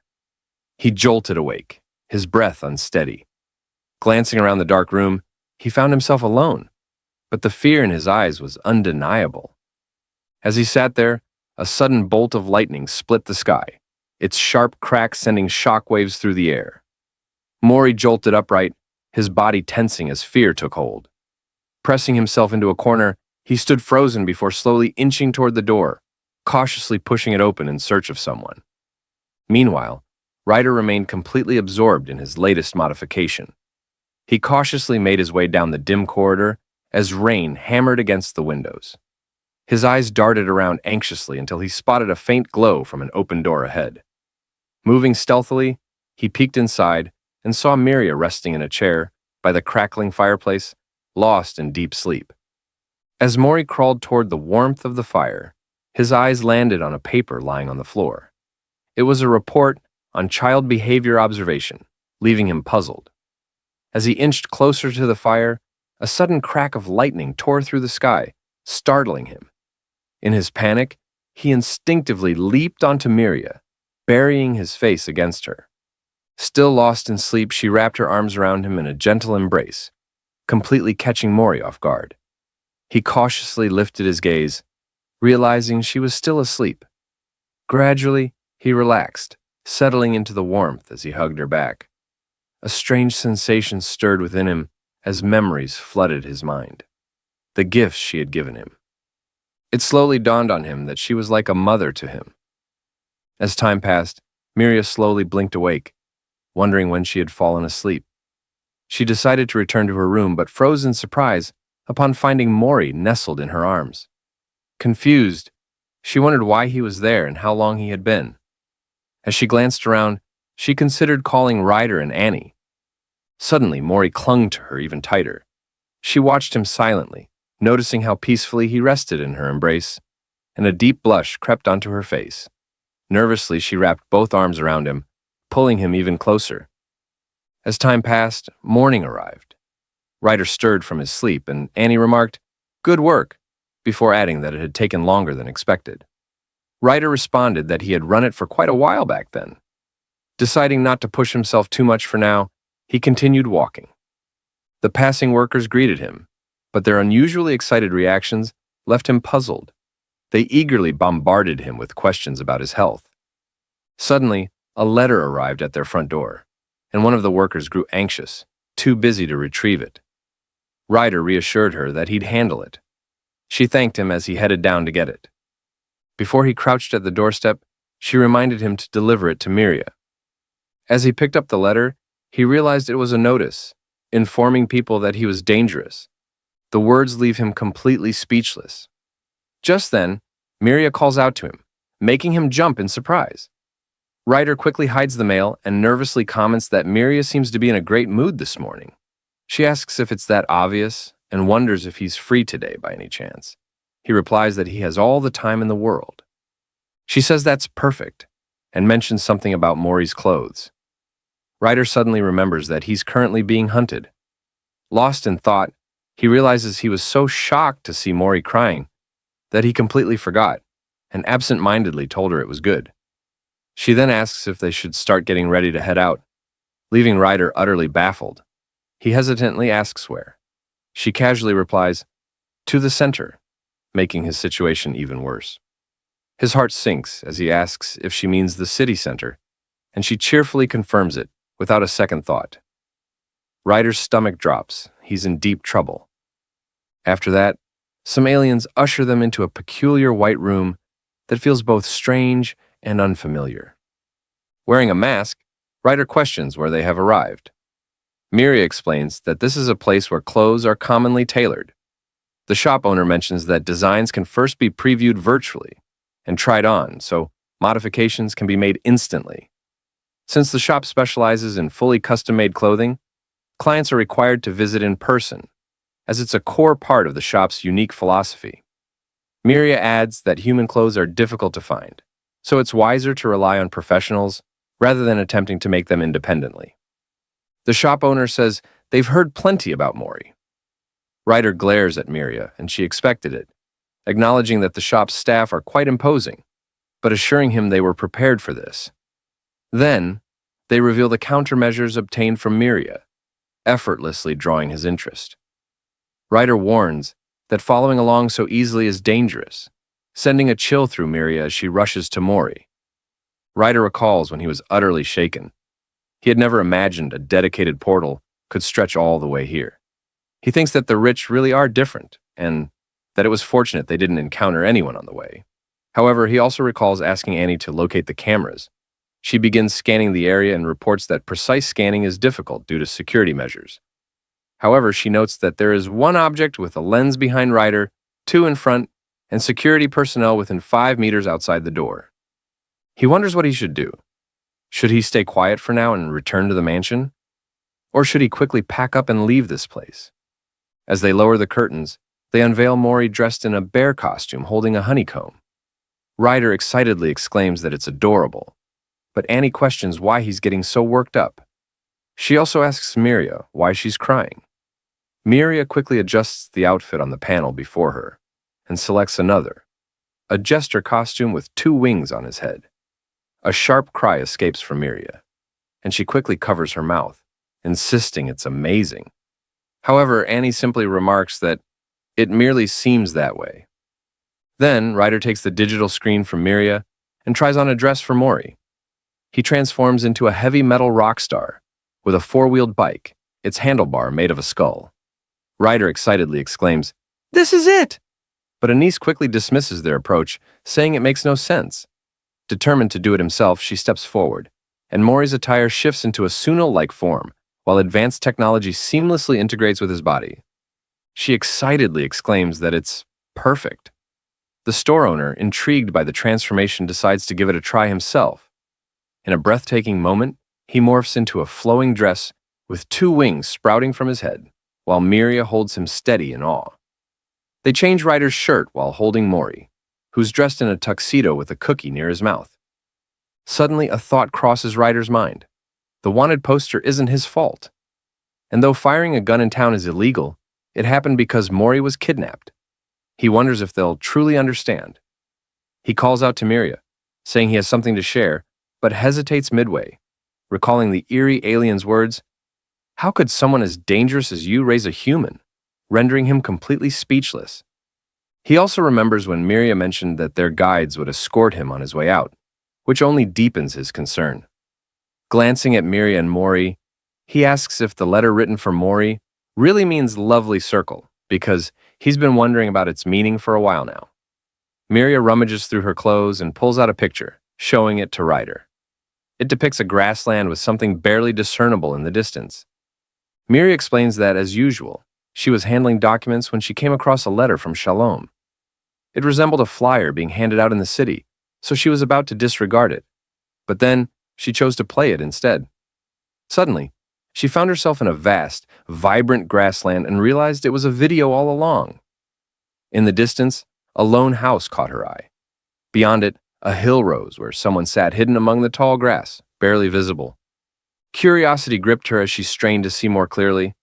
Standing there was little Mori, gazing back at her. She was spellbound, exclaiming, "It's too round," and wondering, how can something be that round? As the video neared its end, she received the picture and concluded the story, but a radiant smile glowed on her lips. She tells Ryder they recorded from afar because Mori was afraid of the camera. Apparently, he was watching an ant. She adds that before she even realized it, she had already completed the sponsorship process and was picking out a gift for Mori. She asks if it seems a bit dull. Ryder disagrees, saying it's a solid start, then silently mutters, "Unlike someone else." While Annie was selecting the best materials for Mori, a worker behind them struggled with his task and accidentally dropped the digital screen, causing the lights to shut off. She quickly apologizes and decides to turn it back on immediately. Mori fidgeted with his tiny hands, but when the light suddenly flickered on above his head, he froze in fear, staring up at the glowing, round-shaped lamp as a wave of past trauma that crashed over him. Mori rashly ran toward the door, while Ryder and Miria were suddenly shocked to see him rush outside. As Mori dashed out, he bumped into someone's leg, and due to the impact, he was sent flying. Nervously, he looked up to see what it was. It was an alien with no face, only a glowing light in place of one, and legs resembling those of a horse, poised to crush him. Seeing this, Ryder rushed toward Mori, shouting his name in worry. However, Annie quickly reminded him that if he went outside now, the surveillance cameras would catch him. Realizing this, Ryder hesitated, but his emotions took over, and his body moved on its own out of concern for Mori. At that moment, he noticed the camera slowly turning toward him. Just then, Miria swiftly stepped in to cover him, shocking Ryder. Raising his palm, Miria cast something resembling a black hole with a faint floral scent. Mori, noticing the scent, instinctively followed it and slid toward Miria and Ryder. The two of them rushed toward him, emotions running high, asking if he was okay and if he was hurt. Annie analyzed him and noted that his pulse was elevated, while Miria observed that he seemed to be sweating. Looking up at them, Mori's eyes welled with tears, and he grabbed them for comfort. That night, as darkness fell, Mori drifted into sleep, clutching a drawing with an email letter on top of it. Watching him sleep, Miria turned to Ryder and said that it didn't seem to be just because of the light. Ryder agreed, noting that the light from a gun was much brighter, yet they had never reacted like this before. He recalled that even when he had accidentally burned down all the trees, a false scenario he made up, Mori had been fine despite the incredible brightness. Hearing Ryder's story, Annie cursed in her mind, while Miria listened carefully. Miria then explained that the reason their mansion used more flames than electric lights was because records indicated that when Mori's friend was with them, they had only used oil lamps and candles. Annie then suggested it was because of lightning, mentioning a record of them reacting sensitively to spotlights before. Ryder agreed, recalling that when they were in a cave, Mori had seemed a bit scared when he used a flashlight. Only now did Ryder realize that whenever the light suddenly got bright, Mori would react. Store lights, for example, had a circular beam. Upon hearing the mention of circular light, Miria seemed lost in thought, deep in contemplation. After that night in Miria's room, she seemed to be getting a book, placing it on her table as if she were busy with something.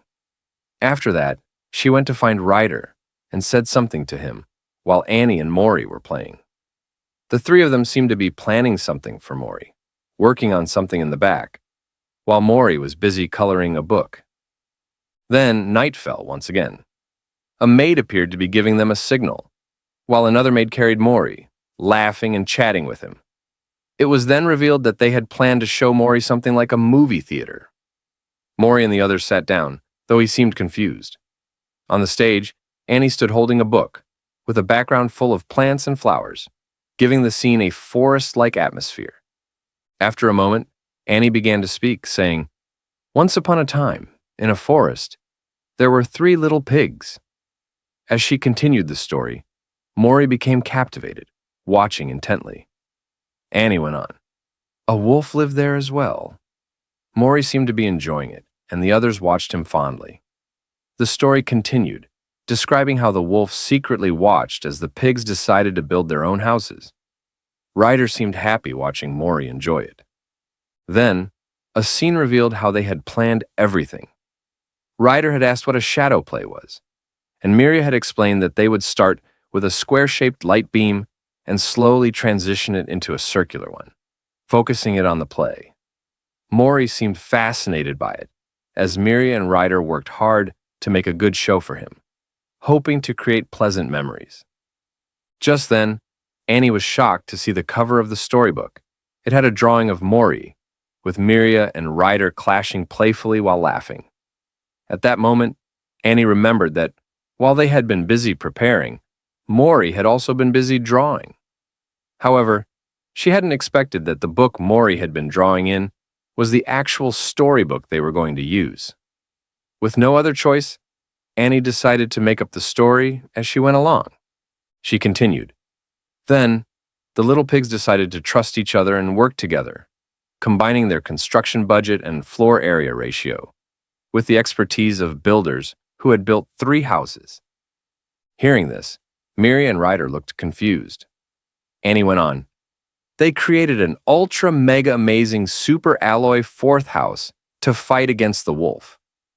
As she said this with enthusiasm, Miria began sweating nervously, while Ryder, utterly baffled, shouted, "What kind of nonsense is that story?"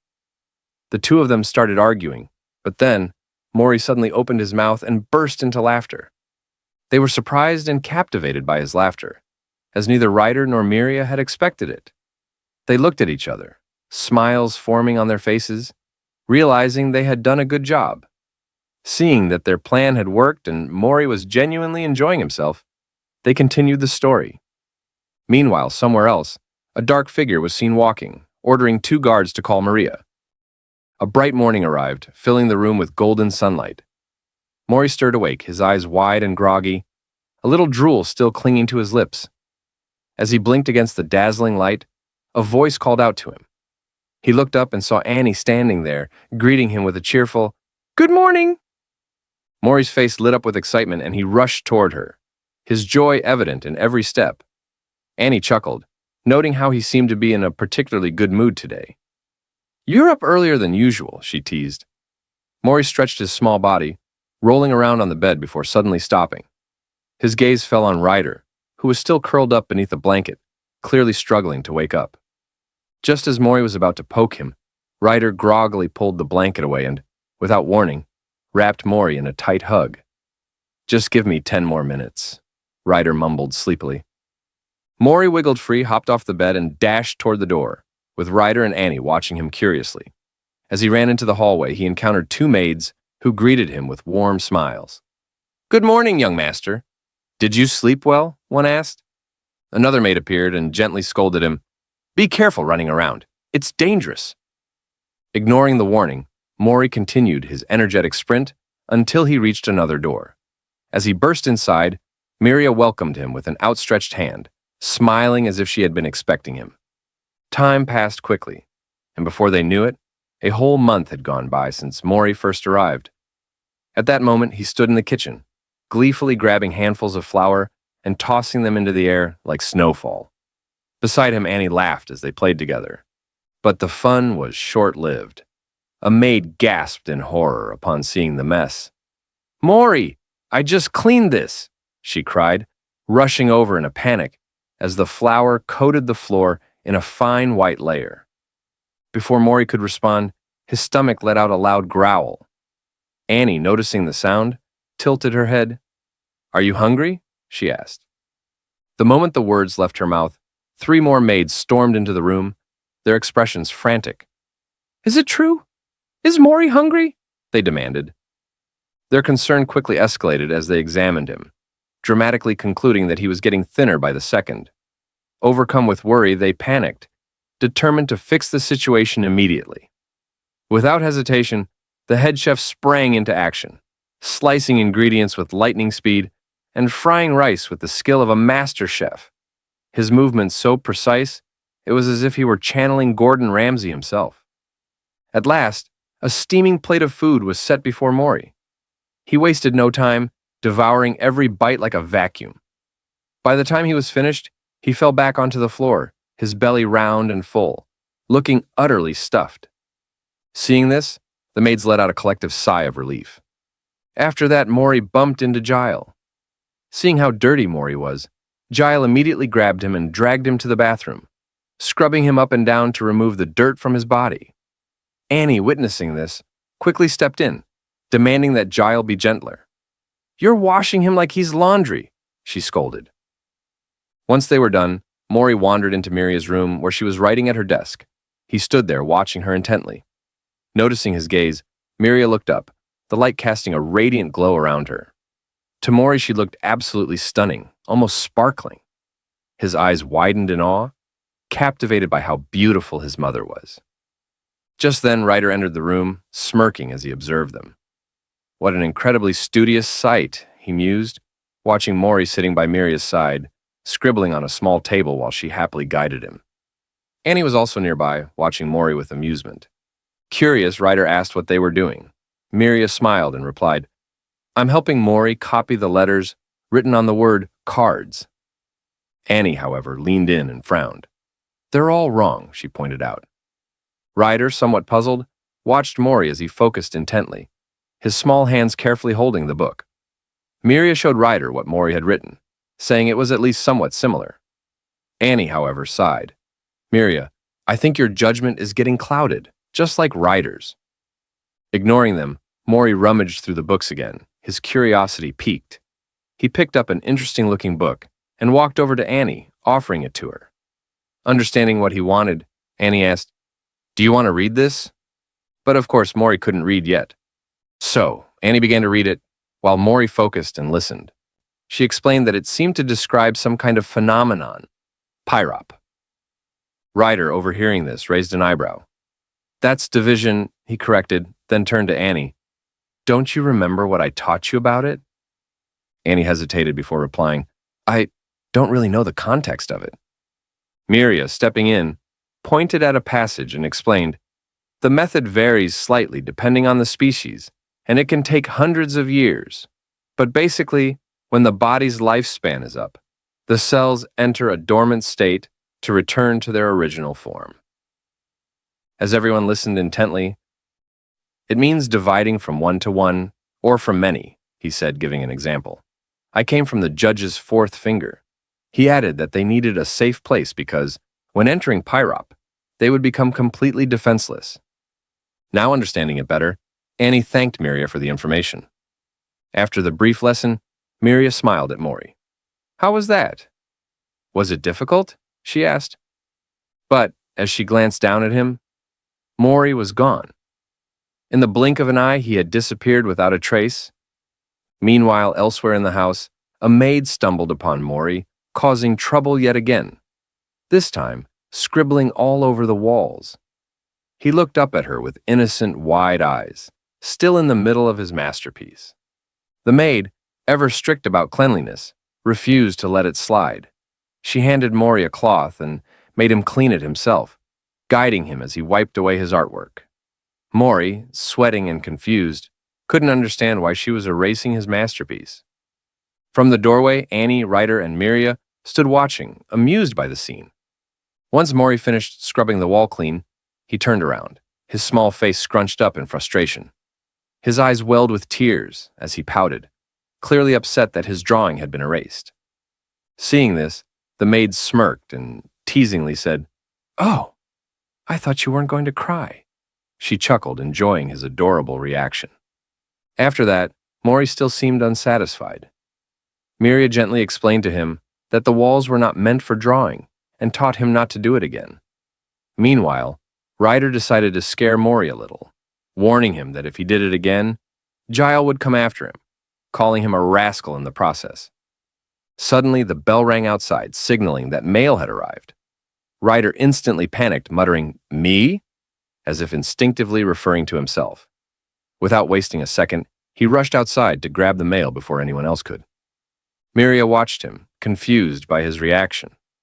However, when Ryder finally checked the letter, he let out a sigh of relief. It had nothing to do with him. Grinning, he handed the letter to Miria.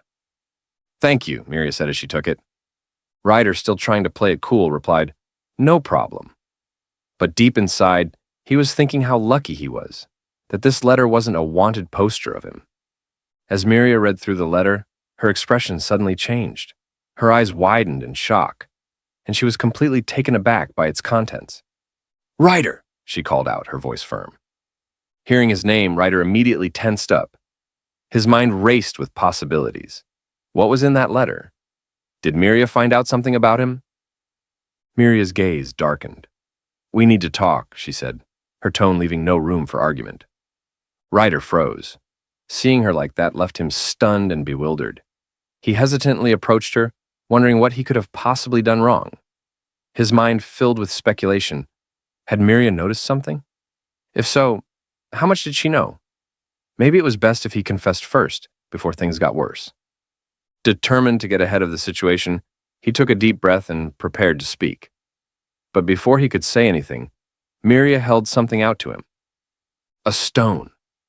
The moment Ryder saw it, he recognized it immediately. "This," Miria began, "is a stone that opens the door to the judge's chamber." Ryder's blood ran cold.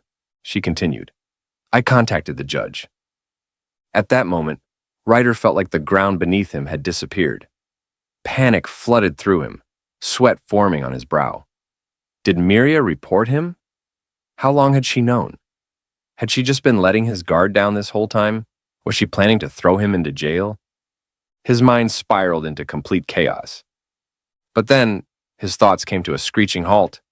But Miria finally spoke up. "Have you ever thought about joining the patch?" Ryder's eyes widened in absolute shock. His breath caught in his throat.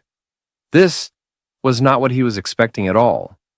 And that's how Ryder found himself at a loss for words. Ryder was confused and couldn't think properly about how to respond to what Miria had just said. An awkward atmosphere settled between them as they looked at each other. Sensing his hesitation, Miria asked if it was too sudden, while Ryder, stuttering, tried to respond, insisting that it wasn't like that. However, at that moment, he seemed too puzzled to give her a proper answer. To clarify the situation, Miria explained that she had sent a message to the judge, stating that she wanted to make Mori a member of their family. Now, she had received a response instructing them to go there and meet with them. She elaborated further, pointing out that, as Ryder knew, there weren't many laws or precedents regarding humans. Because of this, she believed the higher-ups likely wanted to see both Mori and her in person. However, she had yet to hear from Shalom, but since they always encountered her for such matters, she was certain they would be pleased. As Ryder listened, he appeared surprised and somewhat amazed. Miria continued, explaining that if Mori were officially registered as a member of their family, then any actions taken by the town against him would be considered an attack on them. However, once she cleared the bounty on him, she could ensure his safety. Hearing this, Ryder was visibly shocked and asked Miria how she knew he had a wanted poster and for how long she had known about it. Miria admitted that she had known from the very beginning. Ryder, still confused, pointed out that allowing a wanted person to stay with her would eventually raise questions from the higher-ups. He seemed concerned about this, but Miria reassured him, saying she would explain that it was because of Mori, who had been crying and clearly relied on Ryder a lot. This would allow them to present an appeal, and if the higher-ups pushed further, she would have no choice but to subdue them. Hearing this, Ryder no longer seemed worried. He knew how powerful Miria was, especially since her black hole ability was not just for show. Miria also recalled how Ryder had first met Mori, which led to the bounty being placed on him. However, she pointed out that Ryder's bounty wouldn't be easy to erase, even though dealing with the aliens who issued it might not be difficult. As Ryder listened intently, he silently agreed with her assessment. After that, Miria handed the stone to Ryder, telling him that life with them might be less exciting than when he and Mori were traveling. Then, with a teasing smile, she added that she wanted Ryder to be her husband. Just kidding. What she actually meant was that she wanted him to stay with them as family. Her words carried a sincere warmth and affection, leaving Ryder momentarily stunned. Seeing his reaction, Miria smiled and told him to seriously consider it. Ryder looked at her, his voice trembling slightly as he slowly said that he would, meaning he accepted her request. Afterward, as Ryder stepped outside, he noticed Mori quietly sleeping on the floor, with Annie standing nearby, guarding him. Curious, Ryder asked why their cute Mori was sleeping on the ground. Without hesitation, he gently picked up Mori, placing him against his chest and carrying him carefully.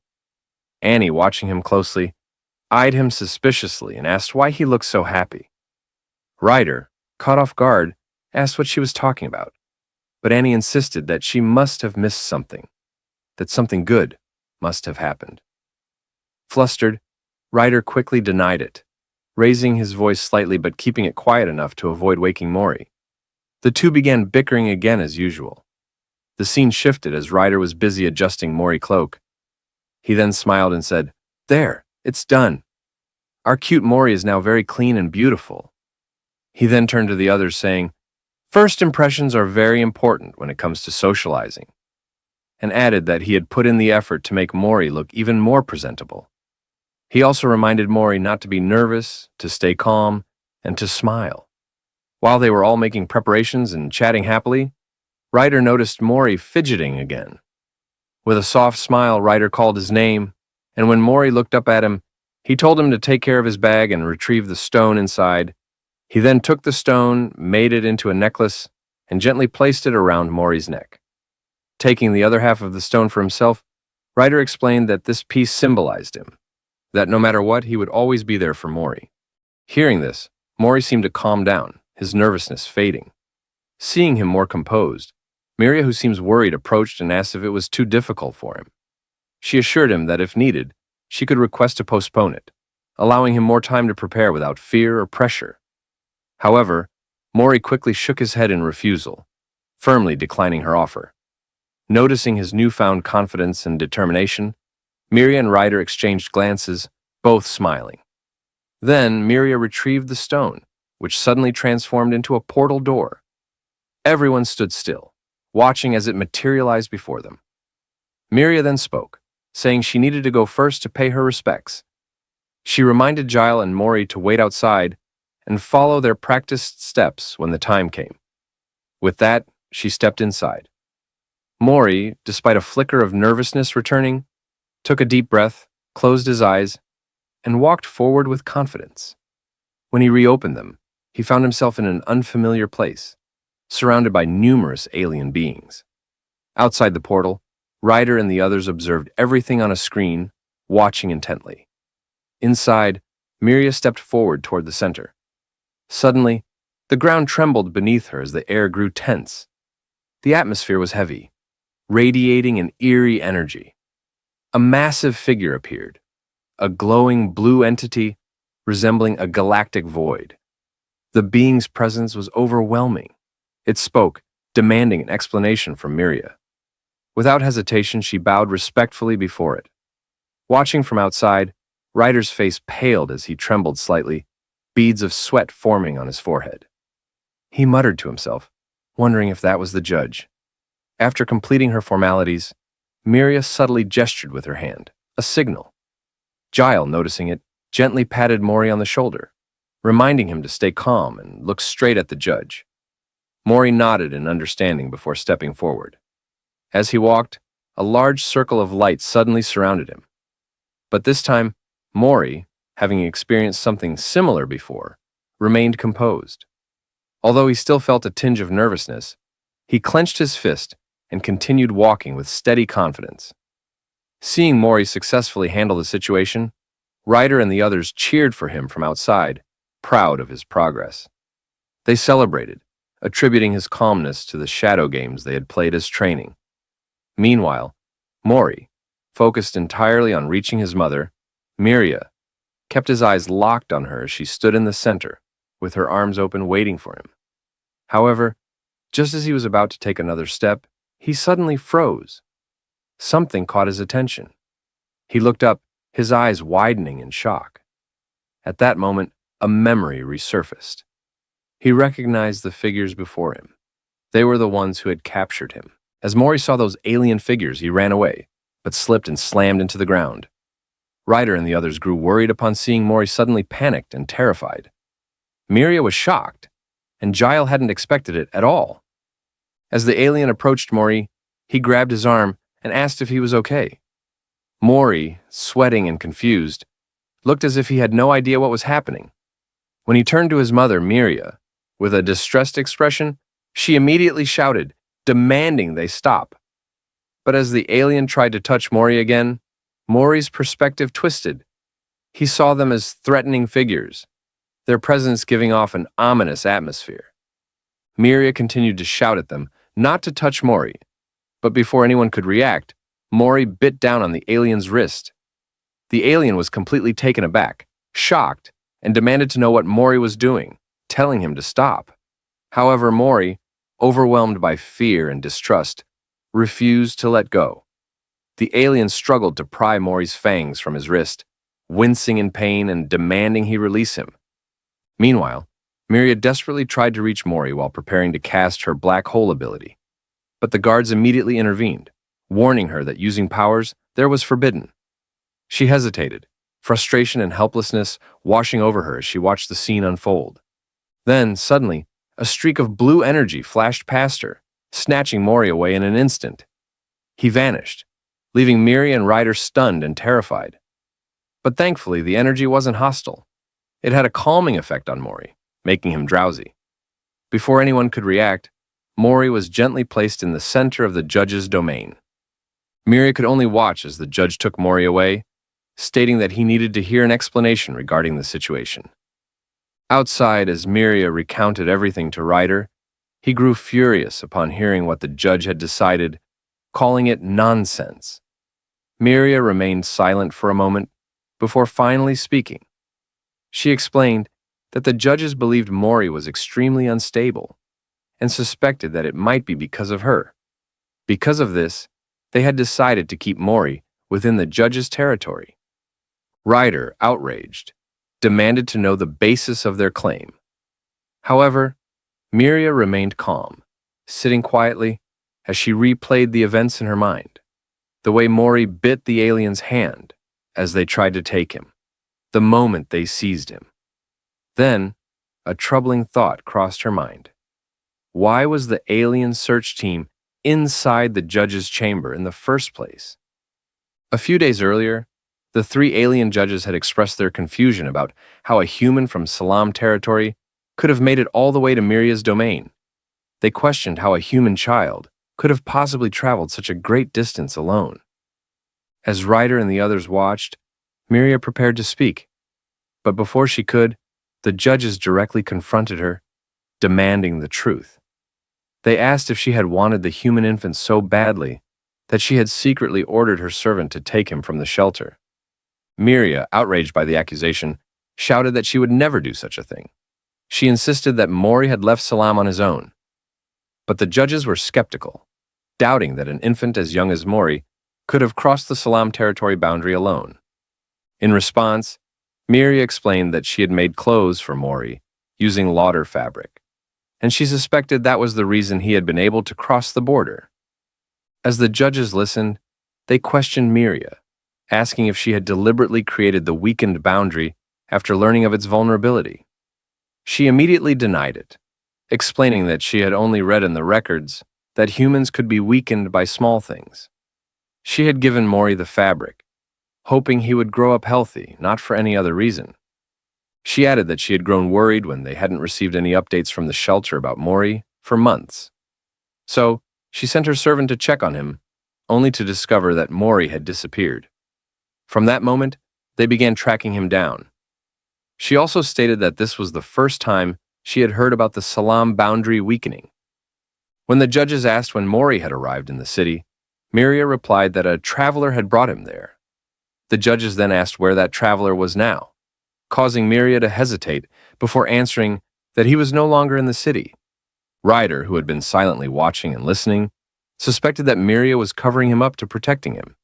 The judges, however, stated that without the traveler's presence, there was no way to prove her claim. Miria reluctantly agreed. The judges continued, explaining that when Mori arrived at the city center, the traveler had briefly lost sight of him, and in that short moment, Mori was nearly kidnapped after bumping into a citizen. To make matters worse, the traveler had used forbidden force to intervene, an action that could have seriously harmed the human infant. They then asked Miria if she understood what she had done wrong. Miria acknowledged her carelessness and sincerely apologized. Without hesitation, the judges then stated bluntly that, since Mori was human, he did not qualify to stay. They argued that he should have been sent back to human society from the very beginning. They also questioned why a human was even in their territory in the first place. Because of this, they proposed relocating Mori to a restricted zone. Miria immediately protested, pleading with them to consider the emotional toll on the child. She argued that Mori had already been forced to adapt to multiple new environments, and relocating him again would only add to his distress. Even if the restricted zone resembled their current environment, she explained that it was inhabited by humans completely different from those Mori had grown up with. How would he survive there? One of the judges then pointed out that Mori couldn't even communicate properly with humans, claiming that he lacked the intelligence to speak fluently. They asked Miria if she agreed with their assessment. Miria firmly disagreed, explaining that while Mori wasn't completely fluent yet, he could express his emotions clearly. She then pleaded with them to allow her to speak to him. Some of the judges agreed, while others remained skeptical. However, one judge stated that their priority was the happiness and safety of the human child. With that, they decided to end the discussion, saying it was enough for the day and that the meeting was dismissed. As the meeting concluded, Miria remained seated, lost in deep thought. She looked visibly sad, her mind weighed down by everything that had been discussed. As she was about to leave, a sudden voice called out to her. In an instant, she was transported to another dimension. Before her stood the hired judges, and they told her it was an order. Then a familiar figure appeared. Mori. He was waving at her, happily approaching. Seeing him filled Miria with joy, and as Mori ran toward her and jumped into her arms, she instinctively embraced him, holding her little round one tightly. But as time passed, Mori grew older and older. The judges spoke to her again, reminding her that humans do not live as long as they do. They asked her if she could bear to witness the inevitable. Hearing this, Miria became overwhelmed with emotion. Tears welled up in her eyes and streamed down her face as she clutched Mori's tightly, a sadness consuming her. After Miria felt the harsh and sorrowful reality of human life, a week had passed since that moment. Ryder and the others seemed worried about her. As a maid stepped out of Miria's room, the others gathered around, asking if their Madam Miria was okay. Ryder, Annie, and the rest were eager to know as well. The maid simply nodded, but her expression suggested that Miria was not okay. As they discussed what they should do, it was clear to everyone that Miria was deeply troubled. Another maid added that it had been over a week, and Miria had barely been eating. Ryder, concerned, suddenly spoke up, suggesting that perhaps he should address the judges at the next judgment. However, Giles immediately disagreed, saying that it would only make things worse. He further pointed out that Ryder didn't seem to understand why Miria had lied in front of the judges. Giles then explained to Ryder that everyone in the desert knew him as a reckless outlaw. Even though Miria was under suspicion, did Ryder really think the judges would just believe whatever she said? He speculated that the judges would likely assume Ryder was aware that creating beings capable of acquiring knowledge was illegal. If they acted without a proper plan, the alien judges might confiscate Annie. Ryder, hearing this, clenched his fists in anger, barely able to contain himself. But eventually his emotions erupted. He shouted recklessly, demanding how anyone dared to take away what was his. He declared that he was the one who had created Annie. So who had the right to take her? Annie quickly intervened, trying to calm him down, explaining that the others weren't saying it would definitely happen, but that there was a real possibility if they acted rashly. She urged him to stay calm. Realizing his mistake and failure to control his emotions, Ryder stormed out of the room. Annie watched his back as he walked away. As Ryder wandered outside, his thoughts drifted to Mori. Remembering him, a wave of frustration and helplessness washed over him. The lack of security, his inability to protect Mori, and the thought of the judges taking him away filled him with rage. Suddenly, a package arrived. Ryder picked it up at the door, and as he examined it, his eyes widened in shock. Meanwhile, Miria sat in deep thought, immersed in research, her expression carrying loneliness and sadness. But the quiet was shattered by a loud noise, as Ryder burst into the room, slamming the door open. He called out to Miria, informing her that a response had arrived regarding the visitation request he had sent earlier. The judges had granted them permission to see Mori. Miria stood abruptly, stunned by the news. The two discussed the situation for a moment, and soon after, the maids and others began preparing things for Mori. Foods he liked, juice, toys, and cookies. They carefully packed everything before handing it to Miria. She sincerely thanked them. Finally, Miria and Ryder, fully prepared, exchanged a glance. Then, Miria once again approached the stone door. As before, a black door appeared. Without hesitation, she stepped forward and walked in, while Ryder watched her from behind. As Miria entered, two guardians appeared before him, stating that they were her escorts and instructing her to follow them. They walked for a brief moment before stepping out into the dark corridor. As Miria emerged, she looked up and saw massive stone structures floating mid-air, alongside advanced transport vehicles navigating the space. One of these vehicles took them in. Seated inside, Miria reached into her belongings and pulled out a drawing, Mori's masterpiece, depicting the three of them, Ryder, herself, and Annie, happily bonding together. A warm, bittersweet smile crossed her face as she recalled the moment Mori had drawn it. She reminded herself that she had to be strong. Now, she was finally here. Just ahead, not far from her, Mori lay asleep inside a high-tech incubation chamber. Around him were numerous monitoring devices, and it was clear that those alien bastards were conducting experiments on their beloved Mori. The sight of it made Miria's heart clench. Overcome with emotion, she instinctively stepped forward and demanded an explanation from the guardians. What are you doing to him? What is going on here? One of the alien figures turned to her, addressing Mori as Subject 1125. He explained that the child had been refusing meals, so they were forcibly supplying him with nutrients. Miria's eyes widened in shock. What? Is that true? Why is Mori refusing to eat? And since when? The alien responded in a detached tone. He has been like this since the moment he arrived. His cloak was also confiscated for security reasons. Since then, he has exhibited extreme aggression. Not a single member of our staff has escaped being bitten. As a result, physical contact with him has been completely banned to minimize stimulation. Miria clenched her fists as the alien continued. When Subject 1125 wakes up, you will only be permitted to speak to him from this area. Now, please sign here. She remained silent, her mind momentarily frozen as she stared at Mori's small, fragile form. The alien called her attention again, snapping her out of her thoughts. Right, I'll sign it, she muttered.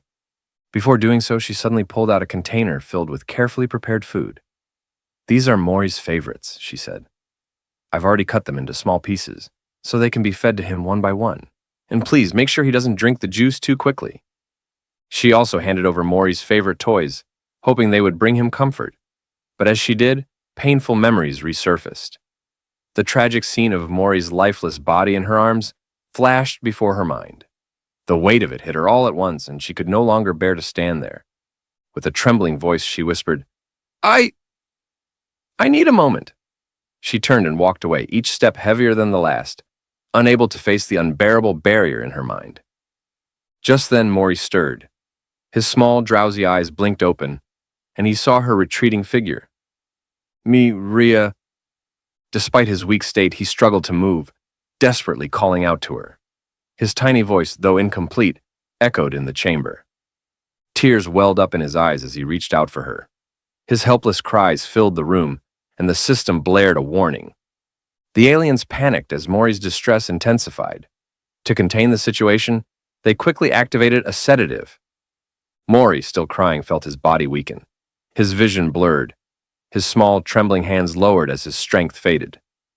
Then he collapsed onto the cold ground. As Miri returned once more, night had already fallen. Two maids stood in the corridor, whispering about her. One of them mentioned that Miri had remained in her room for quite some time.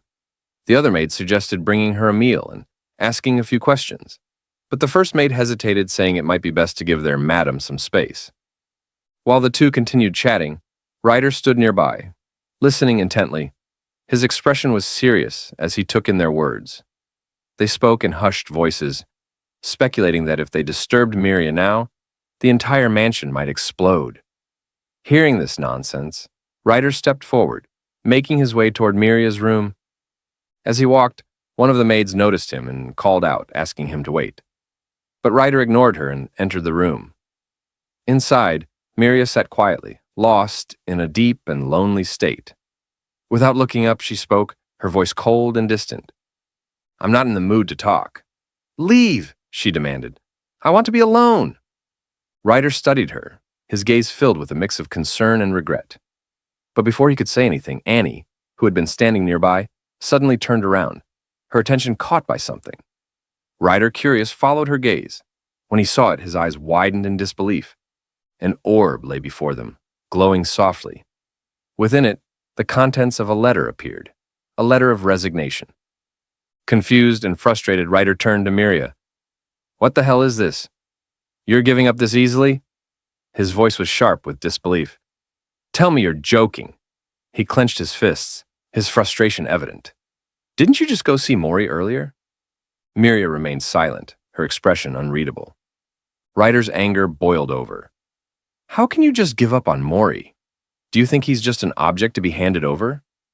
Still, Miria said nothing. "You're really just going to let him go?" Ryder pressed, his voice growing more intense. At that moment, something shifted in the air. A dark energy pulsed around Miria, spreading like a void. Her anger was palpable. Ryder, taken aback for a moment, let out a small, amused chuckle. But as Miria slowly stood, her expression was deadly serious. "Don't make me angrier than I already am," she warned, her voice low and threatening. "I'm choosing what's best for Mori." Ryder bit his lip, his frustration boiling over. "That's bullshit," he snapped. "That is not the best option. Are you even in your right mind?" "You don't understand," Miria replied. "Then explain it to me," Ryder demanded. Miria exhaled sharply before finally speaking, her voice laced with sorrow. "Mori is refusing to eat." Ryder was shocked upon hearing Miria's words. His expression darkened as he demanded that she elaborate, insisting he needed to know everything that had happened when she visited Mori in the judge's territory. Miria clenched her fists, her voice rising in frustration. "Mori has been lying there without eating anything," she shouted. "It's been 2 weeks since the judgment, and he hasn't eaten a single bite." Ryder stood frozen, stunned by the revelation. He could hardly believe what he was hearing. Miria's voice trembled with anger and despair. Those damn nutrition tubes hanging all over him. Tears welled up in her eyes, spilling over. "I can't do anything. I just stood there, helpless." Her rage erupted like a storm, and in an instant, the atmosphere around them darkened into a void-like space. She turned to Ryder, her voice quieter but filled with bitter self-loathing. "I was greedy," she admitted. "I knew human lifespans were short, but I still didn't send Mori back to the shelter. I kept using the excuse that I couldn't contact Shalom, but the truth is I just wanted to stay with him longer. I thought he would be happy too." She let out a shaky breath. "But I was wrong." Her voice cracked as she continued. "It wasn't about him at all. It was about my happiness. The longer I dragged this out, the weaker Mori became. And if he gets sick because of me, if that happens," her voice broke completely as fresh tears streamed down her face, "I wouldn't be able to bear it. It would destroy me." She sank to her knees, her strength failing her. If this keeps going, it will lead to Mori's death. As she slumped forward, her body giving in to exhaustion, Ryder caught her just in time. "You idiot," he shouted, his voice filled with frustration. "Stop talking like that." He gripped her shoulders, forcing her to look at him. "You're acting like you've already lost." Miria stared up at him, her tear-filled eyes searching his face. Ryder took a deep breath before speaking again, this time with a softer but firm tone. Did you forget? Mori is tiny. Miria blinked in confusion. Annie, standing nearby, was equally stunned. What? She asked. Ryder's gaze hardened. Mori is so damn small that one wrong move could be fatal for him, no matter how sturdy he looks. Babies are like that. His voice grew distant as he recalled something. I remember when I first saw Mori in the Red Desert, he muttered under his breath. Damn it. Annie noticed his expression. What are you talking about? She asked. Ryder clenched his fists and suddenly shouted, his frustration boiling over. Do you really not get it? Mori, even someone like him, crossed all that distance just to get here. With that tiny body, he still fought to meet you, to be with you. He turned to Miria, his voice now filled with conviction. And you're just going to let that go? Are you seriously going to leave Mori there and make all of his efforts meaningless? A heavy silence filled the room. Then, after a moment, Miria finally spoke, her voice trembling. I got a call earlier. She hesitated, swallowing hard. The judge said they'll find suitable human parents for Mori in the restricted area. She lowered her gaze. Because humans say that a child should be raised by a mother, by a parent. Her lips quivered as she looked at Ryder, tears slipping down her cheeks. So tell me, what am I supposed to do? Ryder's expression darkened, but instead of answering with words, he grabbed her by the shoulders. Who cares about that? He shouted. If it's about being parents, we can do that too. Miria and Annie froze, stunned. Miria's breath caught. What? But before she could say anything more, Annie now took the lead, explaining to the group that there was something they had been planning, and that they must attempt it one more time. Ryder, standing beside her, spread his right arm wide and declared that, to win the upcoming judgment, they must argue that they were more remarkable than any parent or any mother from the restricted areas. A maid raised her hand and asked specifically in what ways they should prove themselves to be more awesome, and in what areas they must excel. Annie, turning to Miria for support, began explaining. According to the data gathered on humans, humans have genders and reproduce by creating offspring. It seems that they consider the ideal situation to be when two adult humans, bound by a contract known as marriage, raise a child together, thus being called a couple or parents. Ryder listened attentively, nodding in understanding, then turned toward Miria and said, Right there on the street. That must mean we are now considered a couple. Miria was visibly shocked and blushed, murmuring the word couple under her breath. Despite her embarrassment, she shyly admitted that the word sounded cute in its own way. Meanwhile, a maid noticed Giles standing nearby, his face twisted in anger as he crushed a piece of paper in his hand. It seemed clear that Giles was burning with jealousy at that moment. Annie continued, explaining to Ryder that there is something called the dad and mom rule, and asked him which role he would prefer to take. Ryder's expression turned serious as he deeply contemplated the decision, and Miria too seemed lost in thought over which role she should assume. Seeing their hesitation, Annie provided further explanation, mentioning that based on a survey, 89% of humans at the Mori age preferred the mom role when asked. Hearing this, both Ryder and Miria simultaneously answered that they would prefer to take the mom role. Ryder then curiously asked Annie whether it was possible for couples to have two moms. Annie admitted that they had little data on such cases, but personally believed that it should be perfectly fine. Other maids chimed in, suggesting that perhaps they should emphasize their strength, as they heard that humans often admire action and combat prowess. Annie pondered the suggestion but also referred to the records, pointing out that humans measure strength not only by fighting ability, but also by wealth. Hearing this, Ryder happily responded that if wealth was the measure, they had nothing to worry about, until Annie, with a confused expression, pointed out that Ryder was in fact broke. Ryder grew angry at the remark, shouting at Annie and accusing her of destroying his confidence. In the background, one of the maids approached Miria, asking if there were specific ways they could prove their care and good intentions toward Mori. Miria, slightly confused, listened as the maid suggested that showing emotional memories could serve as proof. The maid proudly pointed upward, recalling that she had hugged Mori around 600 times. Another chimed in, saying he had been like the ground Mori walked on over 400 times. Meanwhile, a tiny maid, almost crying, confessed that she had once scolded Mori, and after admitting it, rushed to hide in the corner in shame. The others quickly comforted her, saying she had only been trying to teach Mori and shouldn't blame herself for allowing Mori to draw on the walls. The chief among them added that he had prepared all of Mori's meals and had always made sure Mori had anything he wanted to eat. However, another maid hesitantly approached Miria and asked what had happened to all the items and preparations they had made for Mori. Miria answered quietly that everything had been sent back, because Mori had refused to eat. Upon hearing this, the chief bowed his head and silently retreated to a corner. Meanwhile, the group tried to gather more data, but soon realized that the information they collected was far too little. They discussed the possibility of obtaining more information from the shelter, but worried that communication had been difficult and unreliable. After digging through what little they had, they informed the others to relay the message to Miria. With the current state of things, they simply did not have enough data to win back Mori's custody, or rather, Mori's return to their side. Miria, seeing that everyone was beginning to lose hope, suddenly shouted that she must meet Shalom. However, the others quickly pointed out that Shalom was not answering any of their calls, and they suspected that Miria was planning to go there without permission or consent. Yahello immediately stepped forward, blocking Miria's path, warning her that it would be dangerous, but Miria, determined, insisted on going, arguing that with the limited data they currently had, Shalom was their best chance.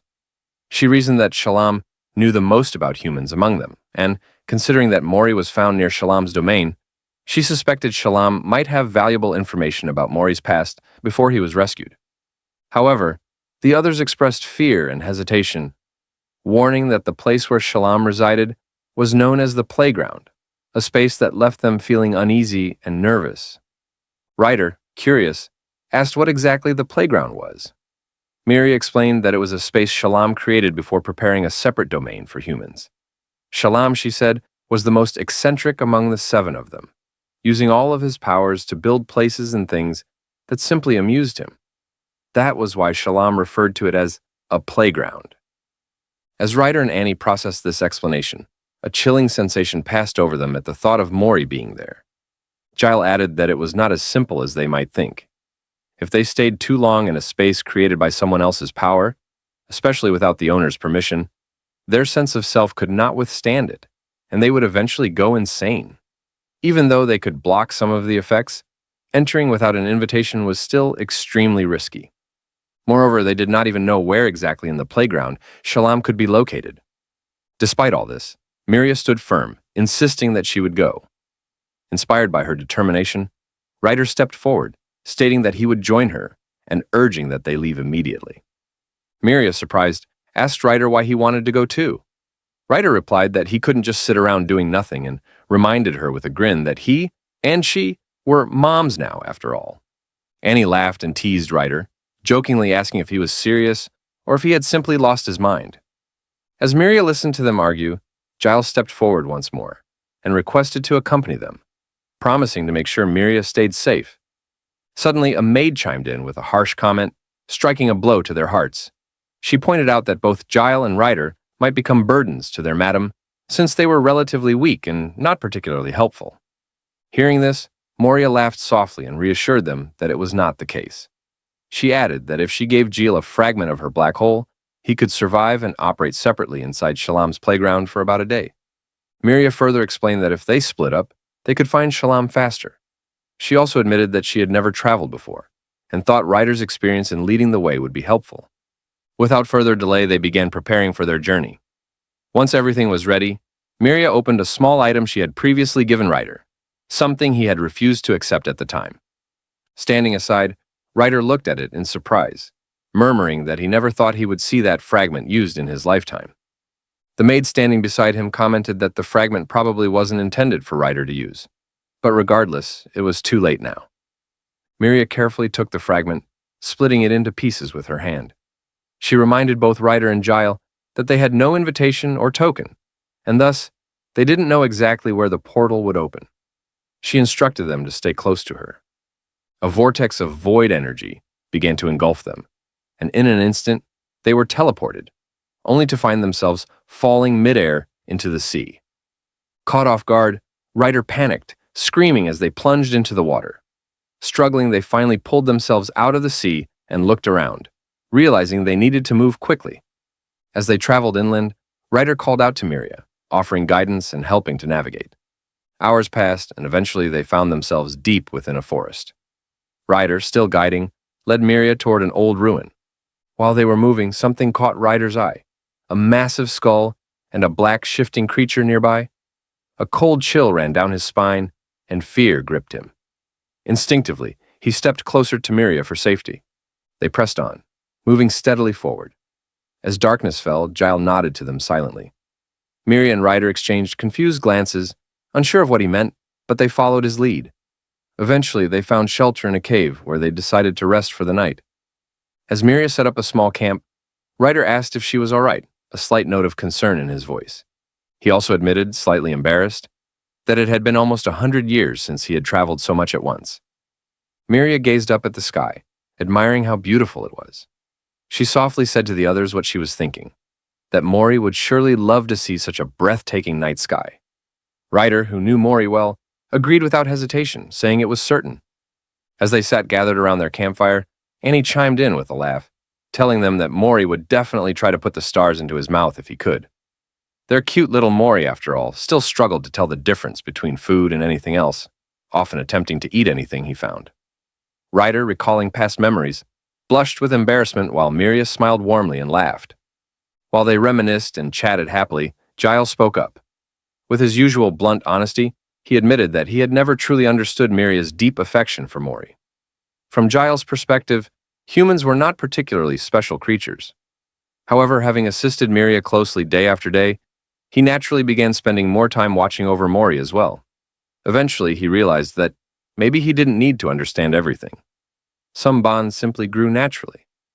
Giles recalled how Mori, always a crybaby when upset, would often get into trouble, like trying to eat dirt, which worried them because his small body couldn't handle such things.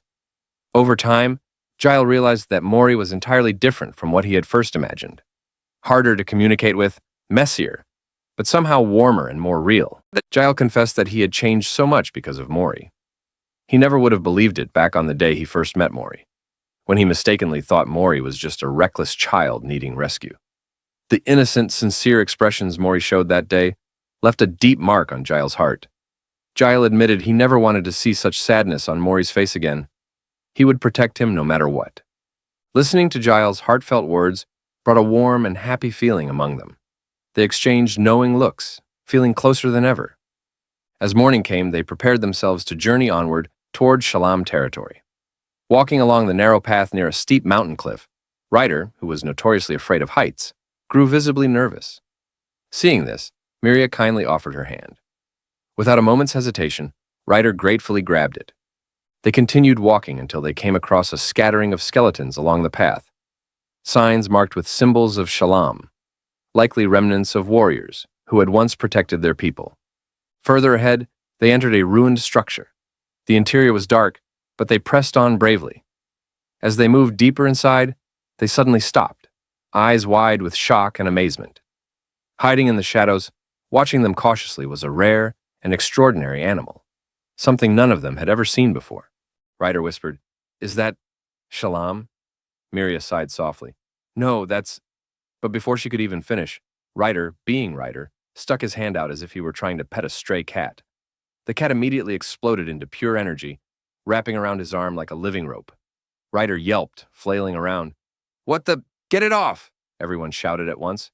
"Ryder, you idiot! Don't touch random things! Step back." But before they could react, Ryder turned his head just in time to see something worse. Charging straight at him was an alien, with one huge glowing eye in the center of his face. Let's call him One Eye.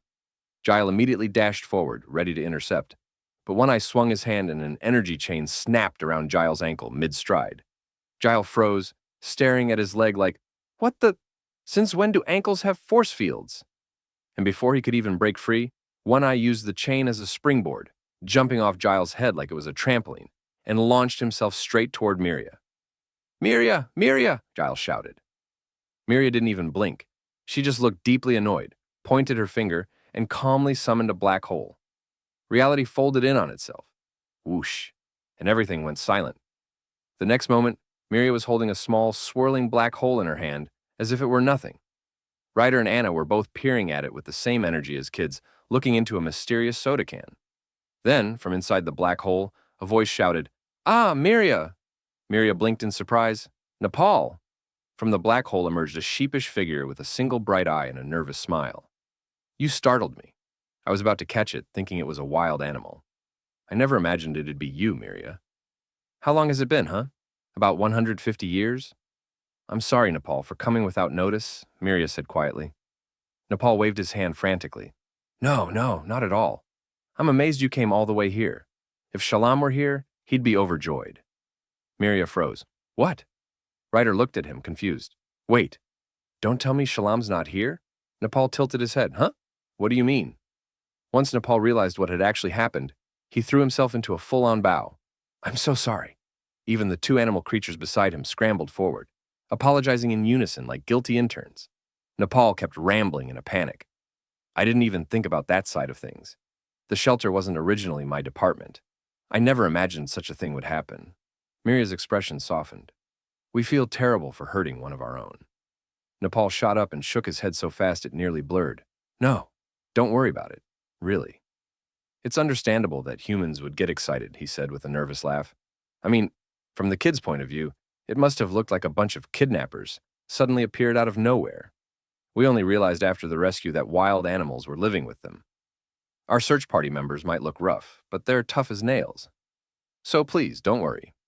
Miria stayed silent for a long moment, then murmured, "I see. Shalom has entered division." Ryder blinked. "Wait, what?" Miria's tone turned serious. "Now it makes sense. Why Shalom's kind appeared in the judge's chamber. Rodder's fabric isn't strong enough to break through boundaries. Yet Mori was able to leave the domain so easily because Shalom weakened due to division." She turned toward Nepal. "Is the judge protecting Shalom?" Nepal nodded solemnly. "Yes, the judge's domain is the safest place in the universe. Thankfully, they provided a suitable space for the division process. All of Shalom's closest aides entered the division chamber with him, and the rest are guarding the perimeter and serving the judge. I stayed behind to manage the playground." Nepal scratched his chin, embarrassed. "It's awkward to say this myself, but our Shalom Neem is, a bit of a laid-back person." Ryder raised a brow. "Laid back? How laid back are we talking?" Nepal groaned, remembering. He entered division so suddenly. Just a few days before that, I even asked him, "Could it be time for you to divide?" And he waved it off like, No, I know my body better. Definitely not." Then, Nepal dramatically reenacted the next day. "Next morning, guys, I'm going to divide." Ryder nearly choked. "What? Just like that?" Nepal slumped. "Exactly." I was like, "Now? This is crazy. We were in absolute chaos for half a year." Miria nodded gently. "I can see that." Ryder crossed his arms. "So, in the end," Anna finished the sentence quietly, "we can't meet Shalom, can we?" The room went completely silent. Miria clenched her fists, trying to keep her composure. Nepal, meanwhile, started to freak out. You could almost hear his internal alarm ringing. He threw his hands up and blurted, "Ah, my, the mood got too heavy. Since you've come all this way, how about a little tour to lighten things up, eh?" Miria sighed. "No, But Nepal cut her off like a salesman desperate to save a deal. "Come on, don't be like that. Shalom collected all sorts of cool stuff while geeking out. Look, over there's a room that perfectly recreates Mesozoic weather." Then he proudly held up what looked like a tiny mammoth. "And this way, a room full of miniatures of his favorite creatures. Isn't it cute?" Then he added, "Upstairs, there's an archive room with data on beloved creatures like humans."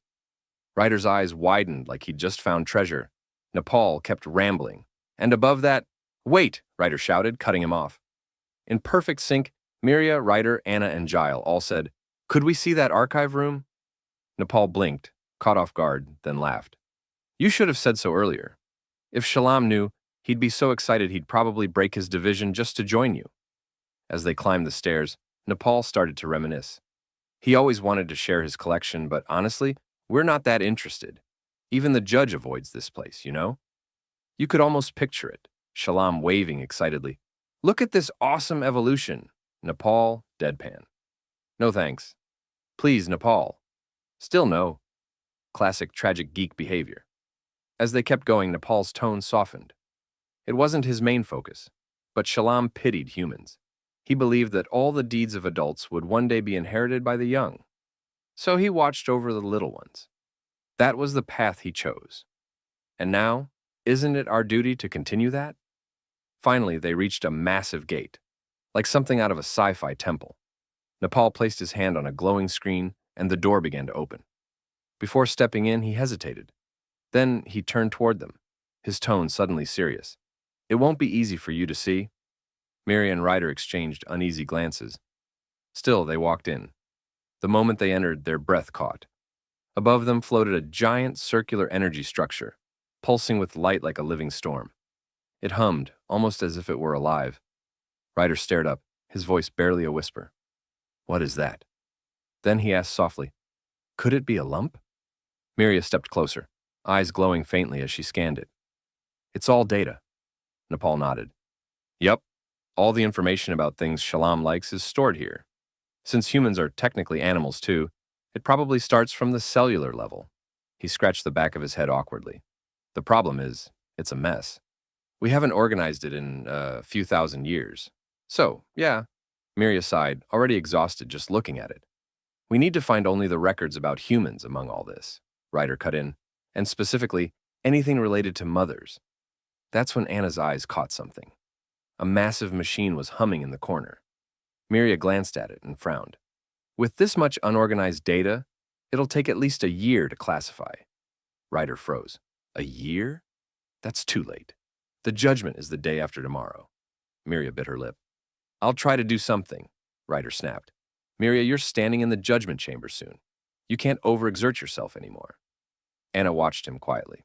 Her mind flashed, fragments of a memory replaying. A glowing screen. Ryder's voice grinning. Ah, it really worked.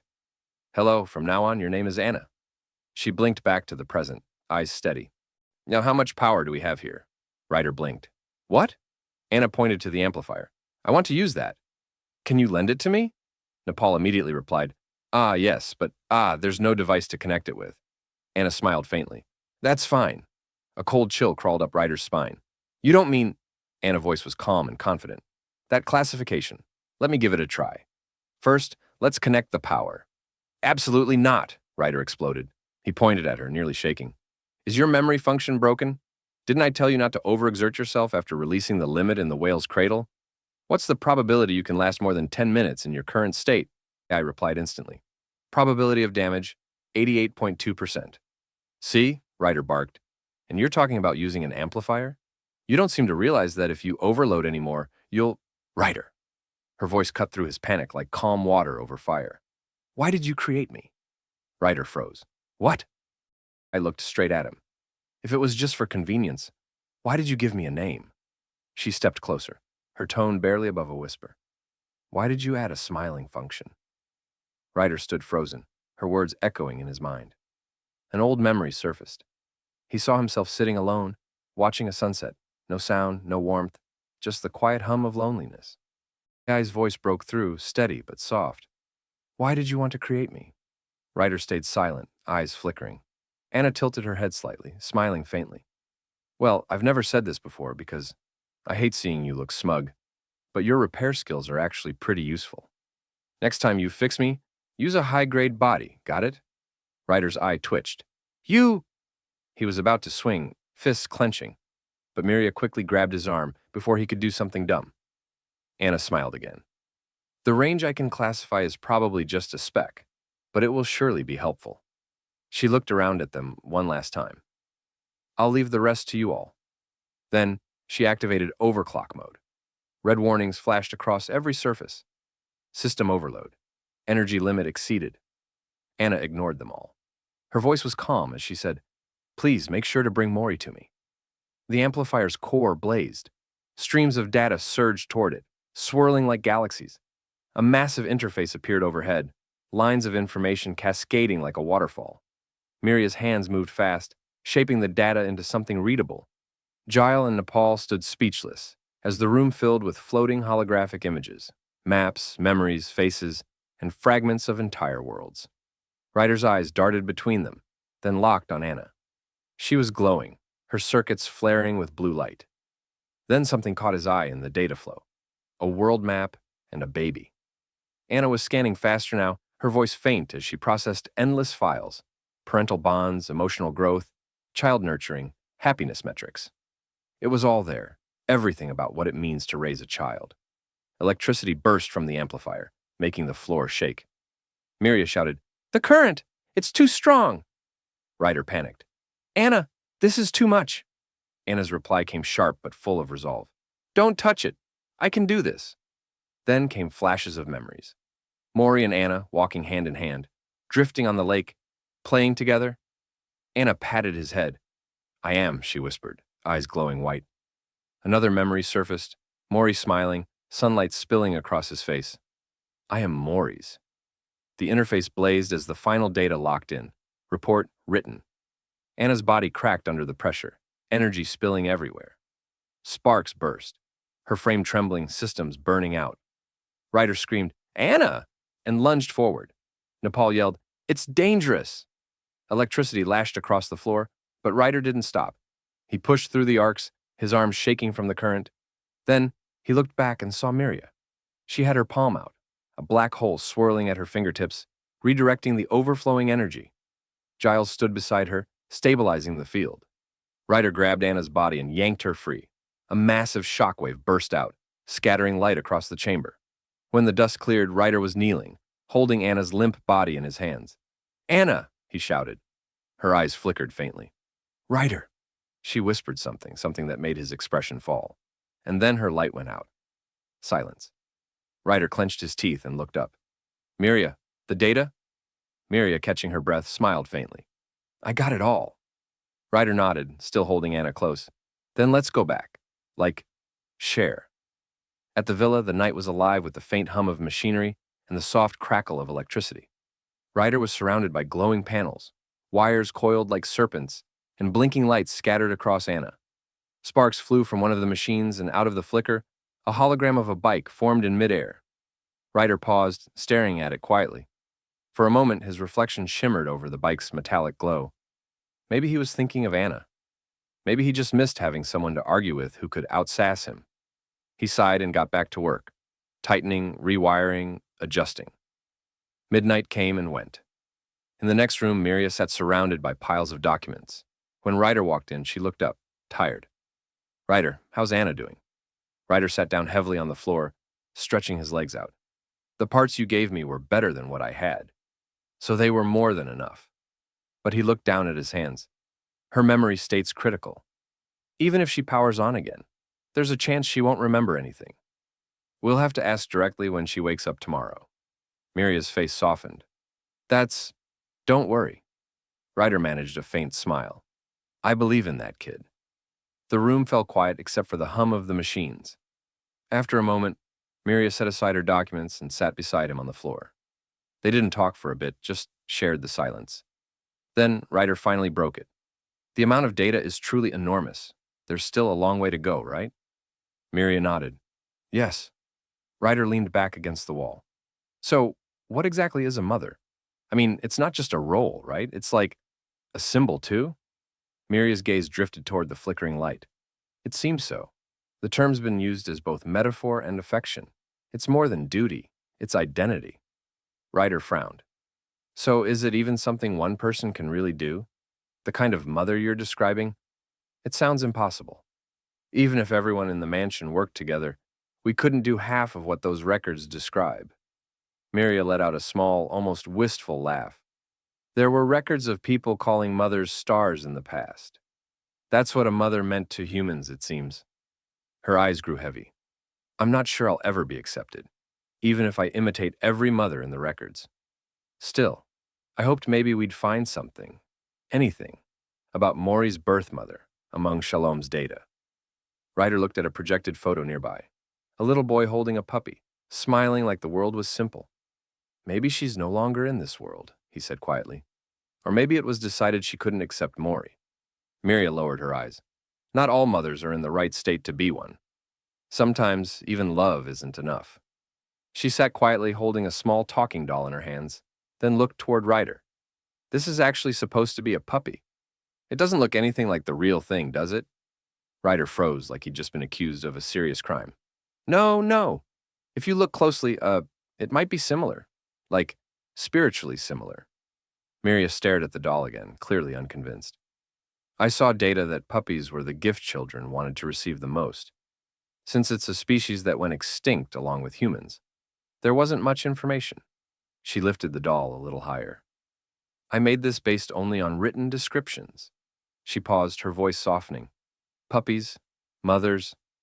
Then, quietly, almost to herself, there are only fakes of everything. Ryder glanced at her, his usual grin fading.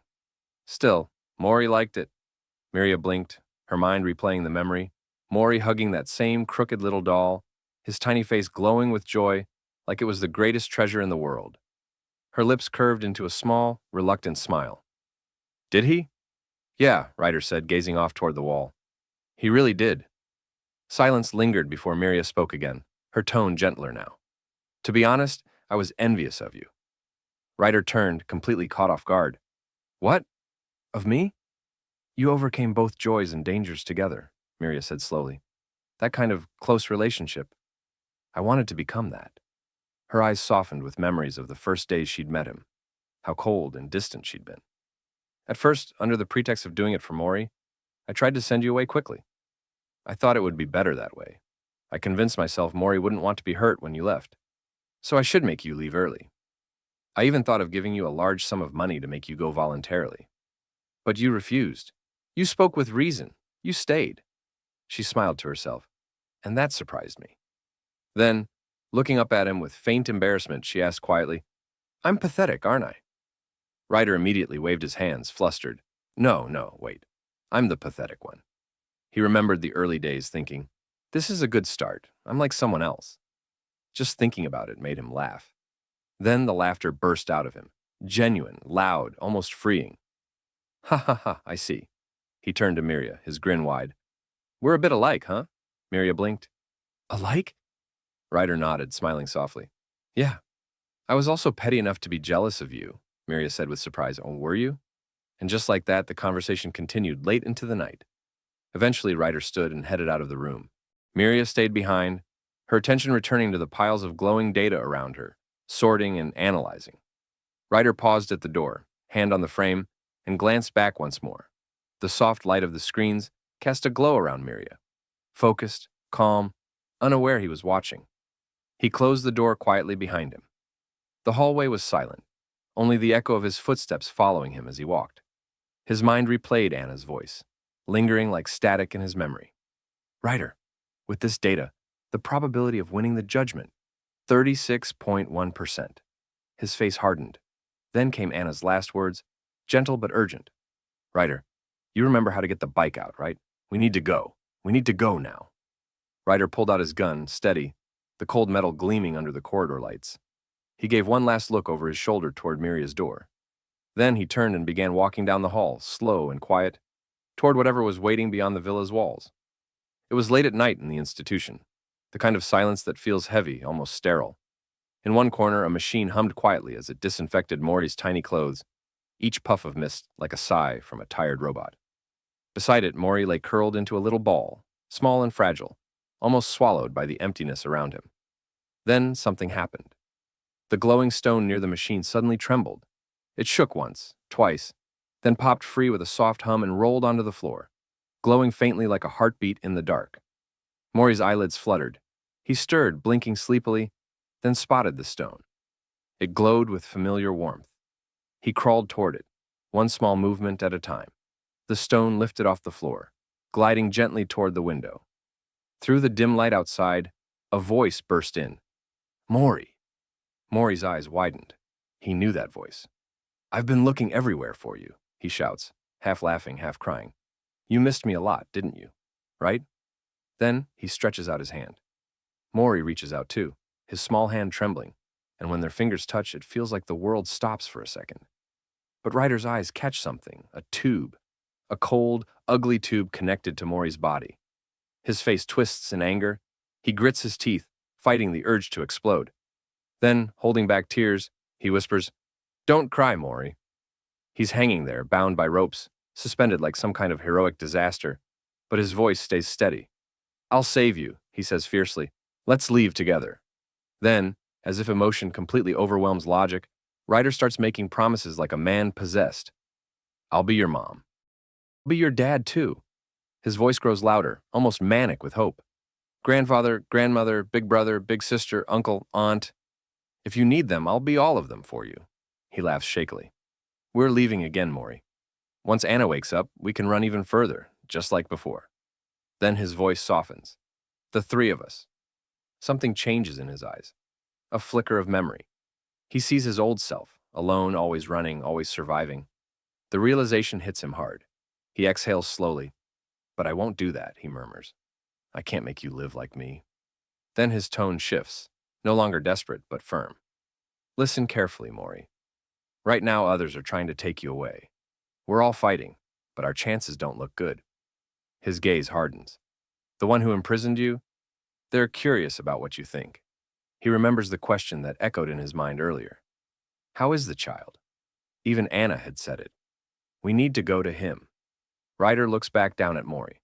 If I'm right, the answer lies with you, he says. We need your power. He leans closer, his voice gentle now, almost a whisper. So tell me, Mori, isn't there a way to show them what you really feel? Mori tilts his head, thinking. Then he looks back and sees the washing machine still spinning. His eyes widen. He turns to Ryder, babbling quickly, waving his arms, pointing and gesturing. Ryder blinks. What? You want detergent? A bath? A spin cycle escape plan? Mori shakes his head furiously, then mimes drawing. Drawing? Oh, you want to draw? Ryder rummages around and somehow pulls a small sketchbook out of midair. And a box of colors. Mori snatches them eagerly and begins drawing. His hands move fast, frantic, passionate. Like every color means something. First comes his old animal friend, the one who's been by his side since the beginning. Then the shelter, full of warmth and laughter, his friends' smiling faces. Then penguins in jail, goofy, familiar, happy memories flowing back. Pages fill one after another, each drawing more alive than the last. Then Anna. His little hands hesitate. His breathing grows shaky. Then Miria, her gentle touch, her voice. Then Ryder, the warmth when he hugged him close.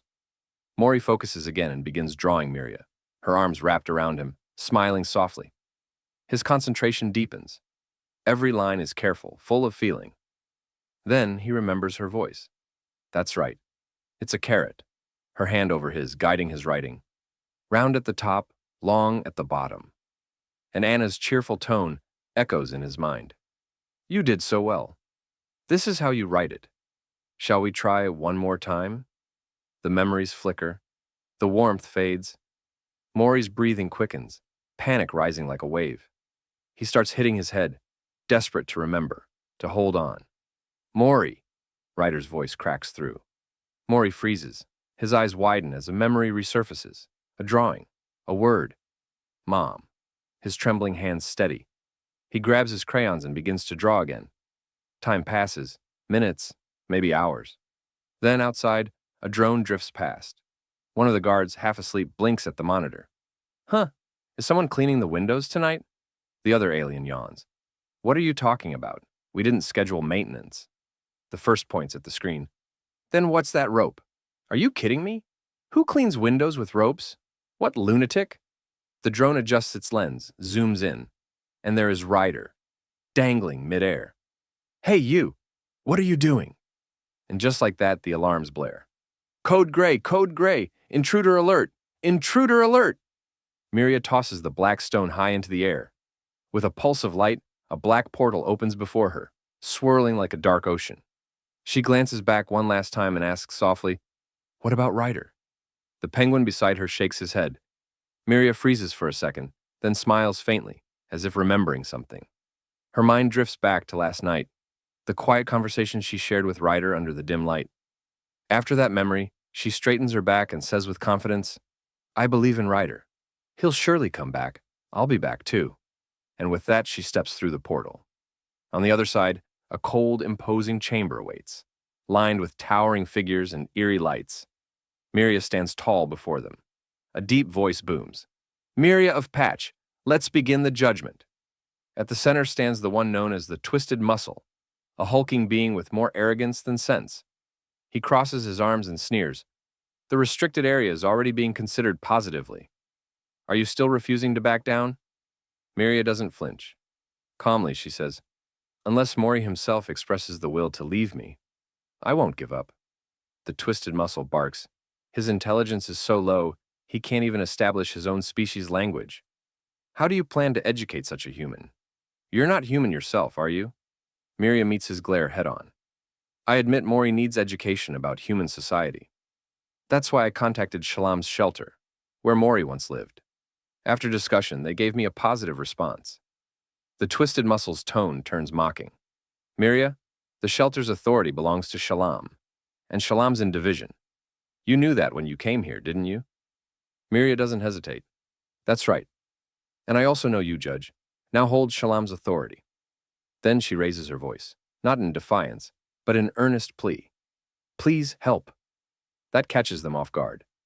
The twisted muscle blinks, clearly not expecting an appeal to his heart. Miria continues passionately.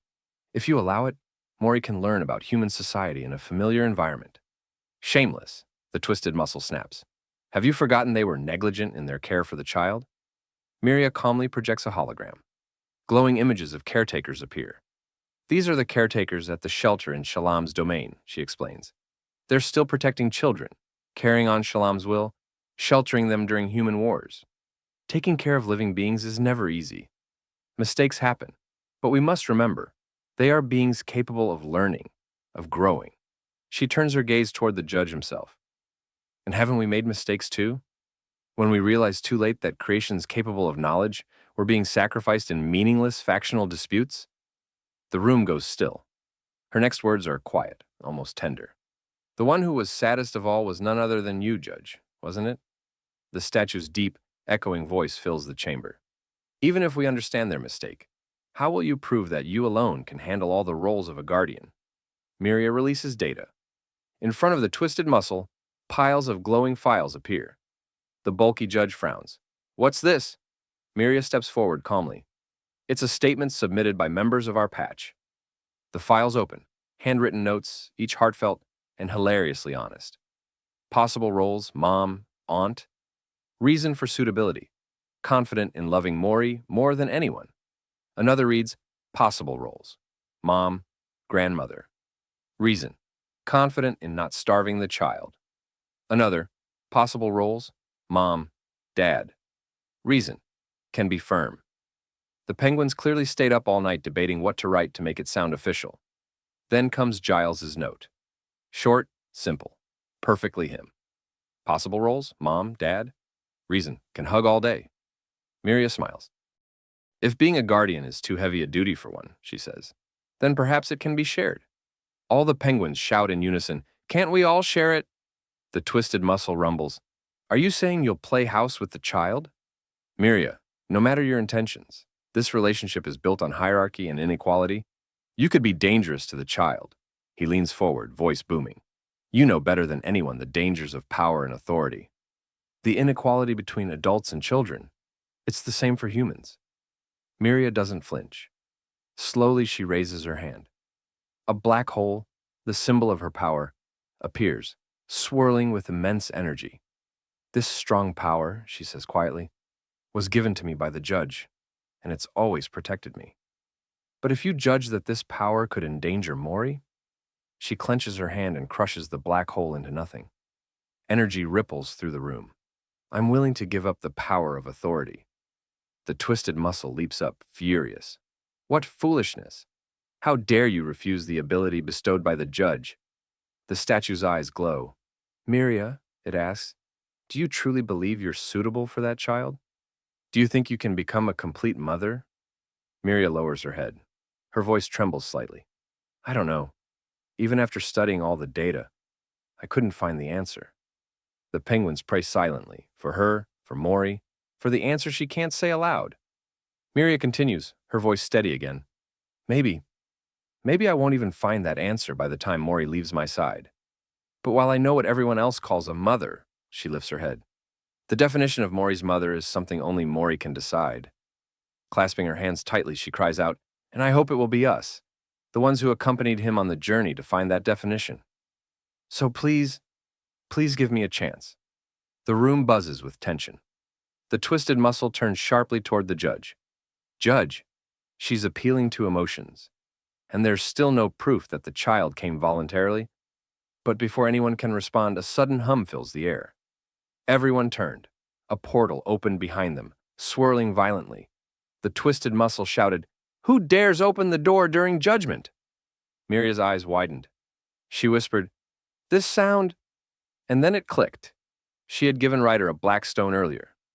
From the portal burst Ryder, covered in bruises, battered but alive, soaring in on his bike with two aliens hanging onto a rope behind him, looking like they had barely survived a stunt gone wrong. The twisted muscle stood there, mouth open, completely baffled, because whatever this was, it definitely wasn't in the courtroom rules. The judge's eyes flashed. With just a wave of his hand, an invisible force surged through the air like a tidal wave, slamming straight into Ryder. Miria's voice cracked in panic. "Ryder!" she cried before she could reach him. Ryder's body froze mid-air, suspended in a vast void. He blinked, dazed. Then his breath hitched. A massive eye opened before him. Not metaphorically, literally. An enormous divine eyeball stared straight into his soul. Ryder felt that gaze pierce through him, as if the judge could read every stupid decision he had ever made. He coughed up blood, his body trembling. The judge's voice thundered through the chamber, cold, booming, merciless. Wanted number 250,106. Ryder. Coming to the judge's chamber like this. You must be out of your mind. Ryder sneered and laughed distantly. Hee hee. Don't you know? He coughed again, blood dripping down his chin. You can't raise a kid with a sane mind to begin with. The judge paused, his tone sharp. You... But Ryder wasn't done. He spoke, breathing hard. You wanted to know what more I was thinking, right? Then, he reached into his tattered jacket, pulling out a few crumpled papers. Here, this is a letter from him. To you. The judge gestured, and one of the statues moved, its stony hands glowing as it lifted the papers, with telekinetic grace. The statue examined them, its voice echoing softly. This was indeed written by that human. The judge's gaze dropped to the paper. The room fell utterly silent. For a long moment, he just read. Then, finally, the judge looked up, his expression unreadable.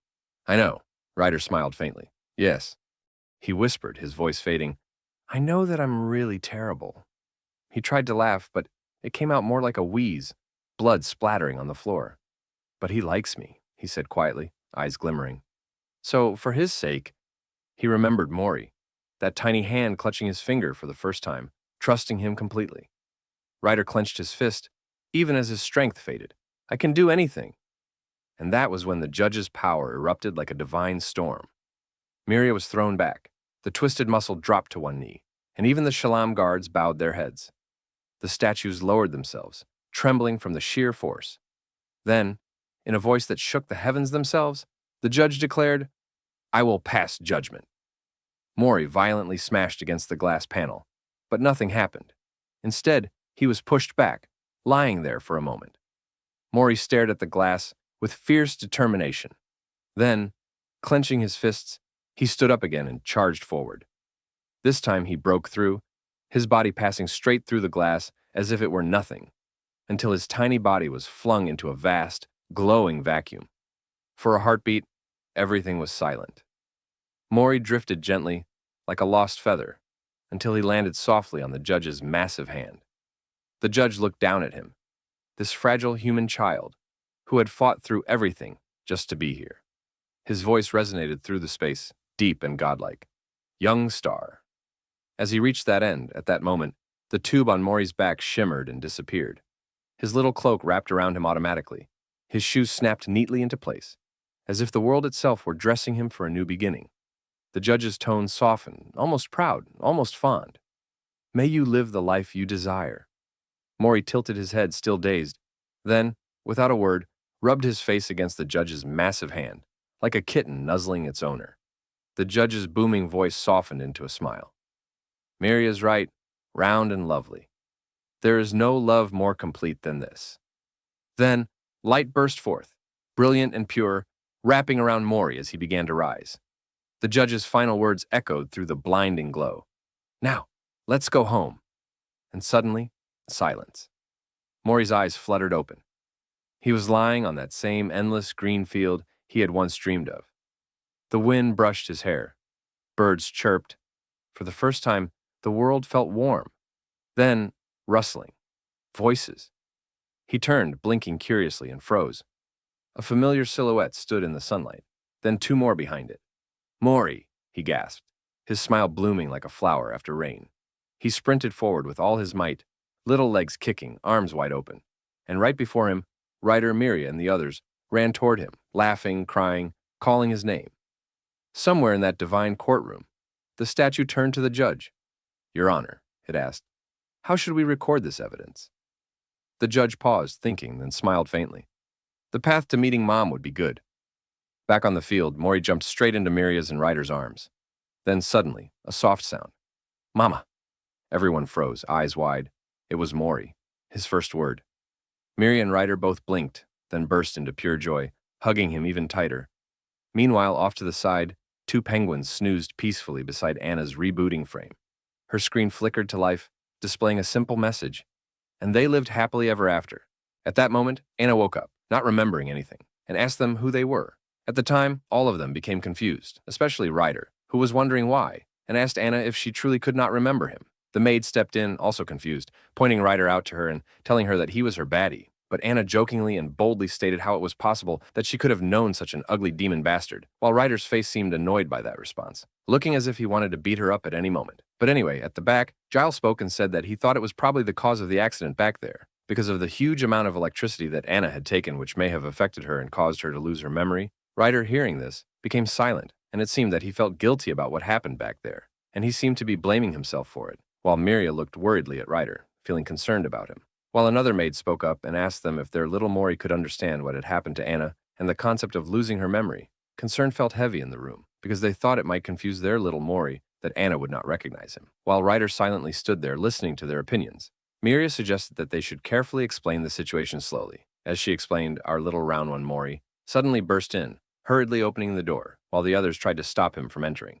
But as Mori stepped in and saw Anna, their reactions seemed to show that they had missed each other, and they hurriedly rushed toward each other. Happily hugged Anna, Ryder and Miria were shocked and confused about what was happening, while Anna became talkative, pointing at Mori as she praised his pronunciation, saying that it needed to be polished so that Mori could speak well. At that moment, Ryder's suspicions were right, so that was why he was annoyed and thought that Anna was faking it so that she could mess with him. Because of that, Ryder angrily shouted at Anna, calling her a bastard, while Mori was confused, and Anna said that she was putting on her best performance to act in the hope that she could get software upgrades on him. But it could not help when Mori ran into her, so her acting had to be postponed. As they went into another argument and fight escalate, the maid stopped them, while Miria looked at them and felt happiness as she smiled while they were arguing with each other. As the day passed by, each of them hugged Mori and gave their best to assist and guide him. As they hugged Mori, more and more of them wanted to hug him, so they made a system where they would pull a number from a box so they could hug Mori. When one of them pulled and got number 37, she was surprised by how long she would have to wait. The maid explained that they needed to line up because there were so many folks who also wanted to hug their little round one. As she explained further, she wondered and thought that it was exactly a truly systematic order, but it seemed disappointing as she watched others hugging Mori, as they called the numbers orderly, while she hopelessly felt jealous of it. Aside from that, Giles was sitting there watching them and looking at his number. He seemed to wonder when his turn would come, and could not wait for it. Morning came once again. Toys of Mori were scattered all around the room. As the sunlight went into the room, Mori woke up and stretched his cute hands, while Ryder beside him seemed to still be asleep. Our cute little Mori settled in with sleepy, closed eyes while remembering the night when they had been chatting and happily sleeping together. As he looked to his side, his mother Miria seemed to have woken up early. Mori glanced to his right side and saw Ryder still sleeping. He woke him up by kicking Ryder in the throat. Ryder was shocked, but he stayed still. He changed his position so he could sleep further, while Mori insisted on waking him up using his cute nuzzling approach. But Ryder ignored him, pretending that it would not work on him. So Mori eventually gave up. He tumbled right out of the oversized bed, crashing down onto a stray pillow on the hardwood floor, then snatched his favorite fuzzy toy, and then burst through the creaking door, moving toward the window to take a peek. Meanwhile, Giles stood in the sunlit hallway checking something, when suddenly he gasped and flailed in surprise, as our little Mori popped up right beside him, dragging his fuzzy toy, gesturing Giles to pick him up. Giles bent down, grabbing his sides, and launching a rapid tickle attack that immediately broke Mori into a fit of giggles and chuckles as he scooped him up into his arms. And it seemed Mori was enjoying it, comfortably linking arms with Giles, who was enjoying it as well. It seemed his turn of waiting to hug Mori was unnecessary, as he did not expect that his turn would come this unexpectedly. Watching them, a radiating quiet happiness occurred, and a wave of determined energy swept through the grand, disheveled room as all of them rallied for a massive cleanup. They was ignited by Mori's joyous return. With an enthusiastic shout, they proclaimed that a clean house was paramount for a child's robust growth. Fresh, clear water steadily filled the bucket, ready for the meticulous work ahead. A duster danced across the wooden surface, whisking away the day's accumulated dust, but the initial burst of energy waned as one of them paused, a silent question weighing on their mind. The true challenge of classifying the unfamiliar books from the shelter became clear, and assistance was readily offered. Found themselves irresistibly drawn into the quiet depths of the scattered pages. A third arrival, duster still in hand, found the pair utterly lost in the quiet rustle of turning pages, prompting a sheepish confession. Soon after, they gathered, enchanted by the compelling information held within the very books they were supposed to be organizing. Then a frustrated, piercing voice called them out for being distracted, so they hurried back to their unfinished task. The two chuckled conspiratorially, acknowledging the insidious danger of organizing books and the strange joy of procrastination. From the doorway, Mori's curious gaze timidly peered into the bustling, book-strewn room, a scene that showcased humble tools, looking like toys to play with. Gleaming with glowing magic, Mori's eyes widened and sparkled, utterly captivated by the magical cleaning instruments. At that moment, Mori joined them, while one of them asked Mori if he wished to wield a broom and wanted to know how it worked. With careful guidance, she patiently showed him how to grasp the broom, initiating him into the cleaning task.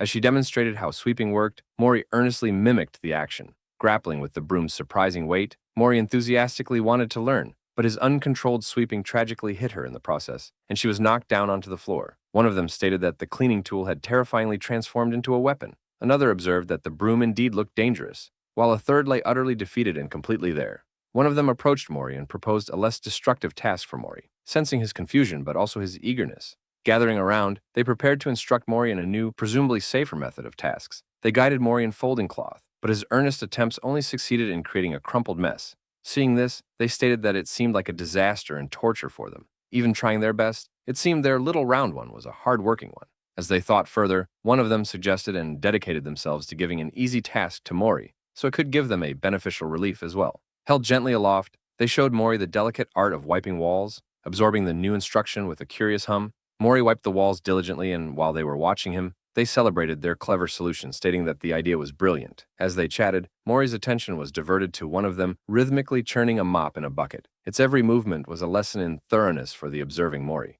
A dramatic splash erupted from the bucket, grabbing Mori's attention. Because of that, Mori became intrigued and peered intently into the depths of the wooden bucket, his curiosity piqued by the splashing water. With wide and innocent eyes, Mori stared down into the bucket, a world of liquid wonder captivating his mind. So his hands vigorously scrubbed the cloth within the bucket, creating a frothy, bubbly churn of cleansing. As he pulled it up, Mori's face lit up with pure delight, his sparkling eyes and beaming smile reflecting a profound joy. Seeing Mori doing fine made them let out a sigh of relief, but unexpectedly, with an innocent flourish, Mori playfully whipped the rag through the air, inadvertently kicking up a new cloud of dust into the freshly cleaned space. The room was once again shrouded in a fine mist of spiraling dust, leaving them dumbfounded by the unexpected mess, utterly frantic and crying in dusty panic. The others froze in shock and disbelief, and the funniest part was Mori playfully rubbing it onto his face, leaving them rushing in panic, grabbing Mori away and cleaning him right away intensely. A moment later, Ryder and Anna went there to check on them.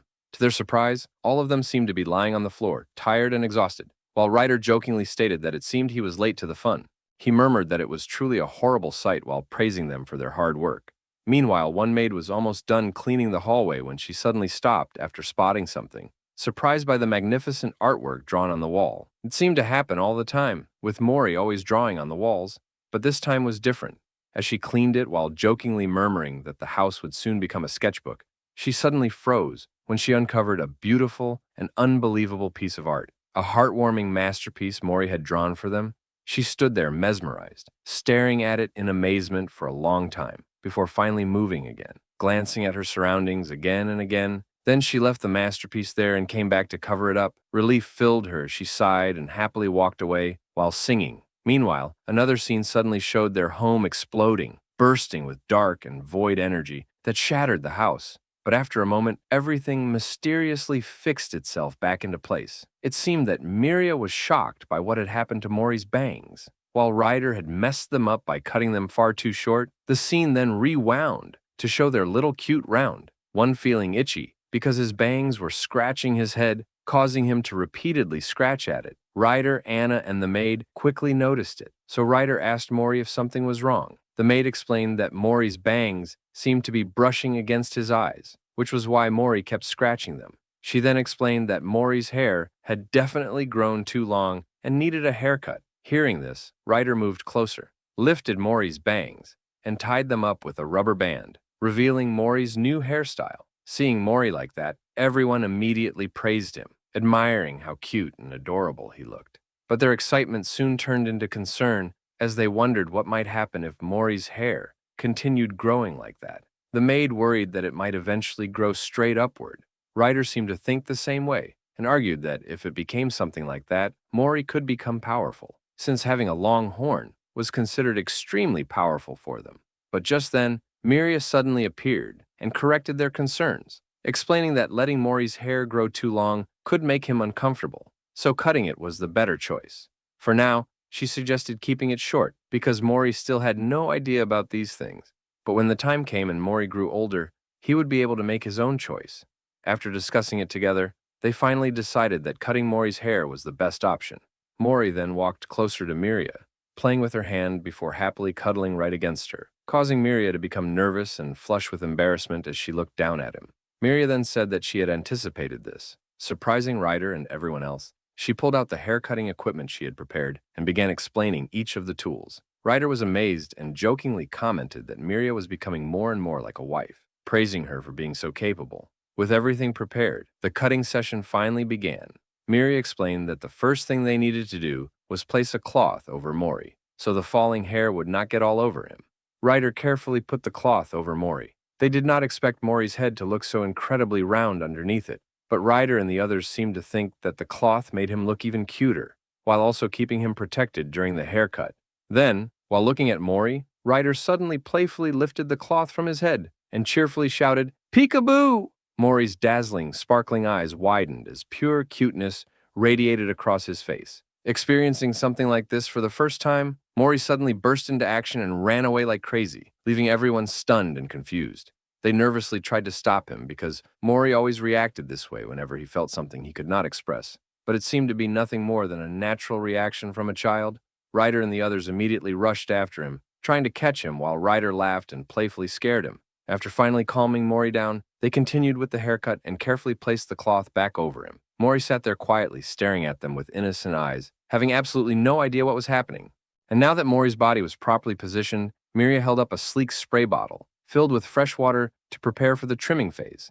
She explained that dampening the hair with a light mist would make it much easier to control and trim evenly. Miria even daydreamed about how much fun Mori would have playing in the gentle mist, while the excited toddler sparkled with anticipation, aiming the spray bottle with utmost care. Miria gently called out to Mori, asking the little guy to look straight at her so they could begin the grand haircut. Instead of a gentle mist, Miria accidentally sprayed a full jet stream right into tiny Mori's face, leaving the poor kid completely drenched under his yellow cape. Realizing her mistake, Miria panicked and apologized profusely, desperately trying to figure out how to switch the spray bottle nozzle from laser beam mode to mist. After drying him off, she gently brushed his wet hair flat against his head, turning Mori into the roundest and most adorable little dumpling anyone had ever seen. Taking a deep breath, Miria prepared to make the first cut. While Ryder gave her the green light to proceed with the high-stakes toddler haircut, the shears made their very first cut near his bangs, and the atmosphere in the room immediately thickened with sheer tension. Everyone held their breath in absolute suspense. From an aerial perspective, the whole squad sat tightly around the rug like elite surgeons performing a delicate multi-hour heart operation. Minutes ticked by in complete silence, as everyone remained frozen in place, terrified that moving a single muscle might ruin the entire masterpiece. Miria closed her eyes and nervously exhaled, clearly feeling the intense pressure of being responsible for the toddler's main character hairstyle. Wiping the sweat from her forehead, Miria declared that they needed a quick breather, only for Ryder to call her out for panicking before she had even cut a single lock. Just then, one maid peeked through the door to call Miria away for an urgent mansion matter, giving her a quick exit from haircut duty. Left in charge, Ryder picked up the step-by-step haircut manual and started studying the instructions with complete seriousness. A close-up of the manual revealed a bunch of complex diagrams and confusing text, but everyone knew Ryder was the biggest fool when it came to these things. Without further ado, fueled by pure and completely unearned self-confidence, Ryder smugly claimed that cutting hair looked way easier than repairing Anna, and decided that he could easily handle it himself. Ryder imagined Miria coming back to praise his incredible styling skills, so he proudly stepped forward to take over the scissors. Scooping tiny Mori into his lap, Ryder adopted a somebody's gotta do it attitude, completely oblivious to the disaster he was about to unleash. The maid nervously warned Ryder that Miria was extremely attached to Mori's iconic frontal bangs and begged him not to chop off too much. But as soon as Ryder positioned the scissors, Mori started flailing his little arms around excitedly, refusing to sit still for even 2 seconds. Panicking as Mori wiggled out of reach, Ryder yelled for help, calling for the floating robot Anna to swoop in as a distraction. Anna zip-zapped through the air at high speed, pulling off aerial acrobatics to capture Mori's attention. The trick worked like a charm. Mori stared upward with giant, sparkling eyes, completely hypnotized by the flying green Anna light. Seizing the golden opportunity, Ryder ordered them to hold the toddler steady while he prepared for the decisive snip. Ryder aggressively clamped the shears down on Mori's bangs with total confidence. But as the cut hair dropped, both Ryder and the others froze in absolute horror as reality instantly sank in. Look at what he did to this poor kid. Standing there, Mori's sleek bangs were now completely jagged, short, and uneven. It was officially the worst DIY bowl cut in human history. Sweating profusely, Ryder tried to play it cool, stammering that he just needed to trim the other side to balance it out, which was exactly what every bad barber said right before making things 10 times worse. Anna flatly announced that it was over, while the maid let out a blood-curdling scream of pure terror, frantically grabbed Mori, lamenting the tragedy of his lost bangs, while Ryder desperately yelled at them to calm down, because he could totally fix it. Realizing the danger, little round Mori took off like a lightning bolt, zooming across the carpet while all of them desperately lunged after him. Right at that exact moment, Miria opened the door and stepped back inside, apologizing for taking so long with her errand. But Mori immediately sprinted toward her and wrapped his tiny arms around Miria's legs, seeking refuge from everyone. Looking up with a radiant and innocent smile, little round Mori happily showed off his fresh new haircut to his mom. The mood instantly dropped to sub-zero as Miria took one look at Mori's ruined hair. Her eyes went completely blank as dark rage radiated from her soul. Cut to a peaceful shot of the grand estate beneath the clear blue sky. But the tranquility was not going to last for long. Kaboom! A massive blast of chaotic dark void magic erupted from the mansion chimney as Miria completely lost her mind at Ryder.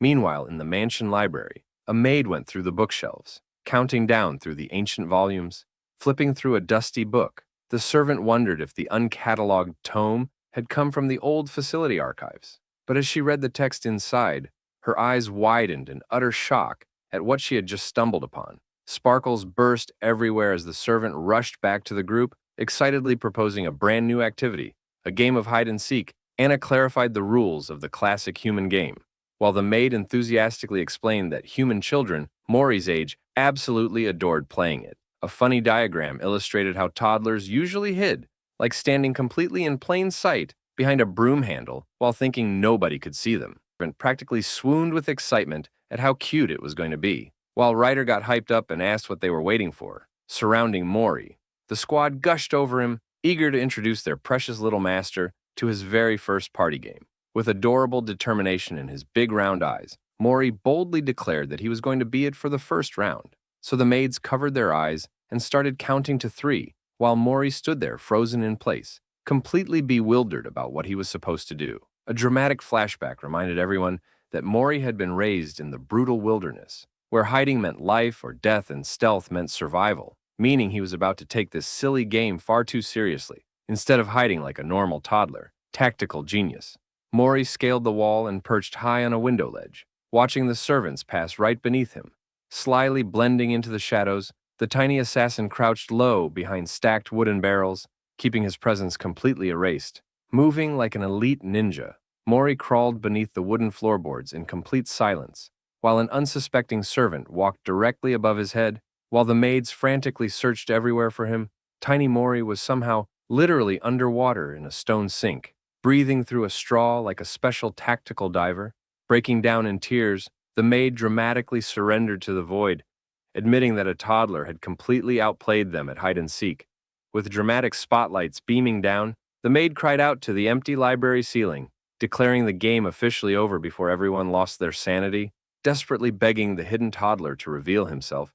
Meanwhile, Mori was quietly sleeping on top of the roof, completely exhausted after his legendary hiding mission.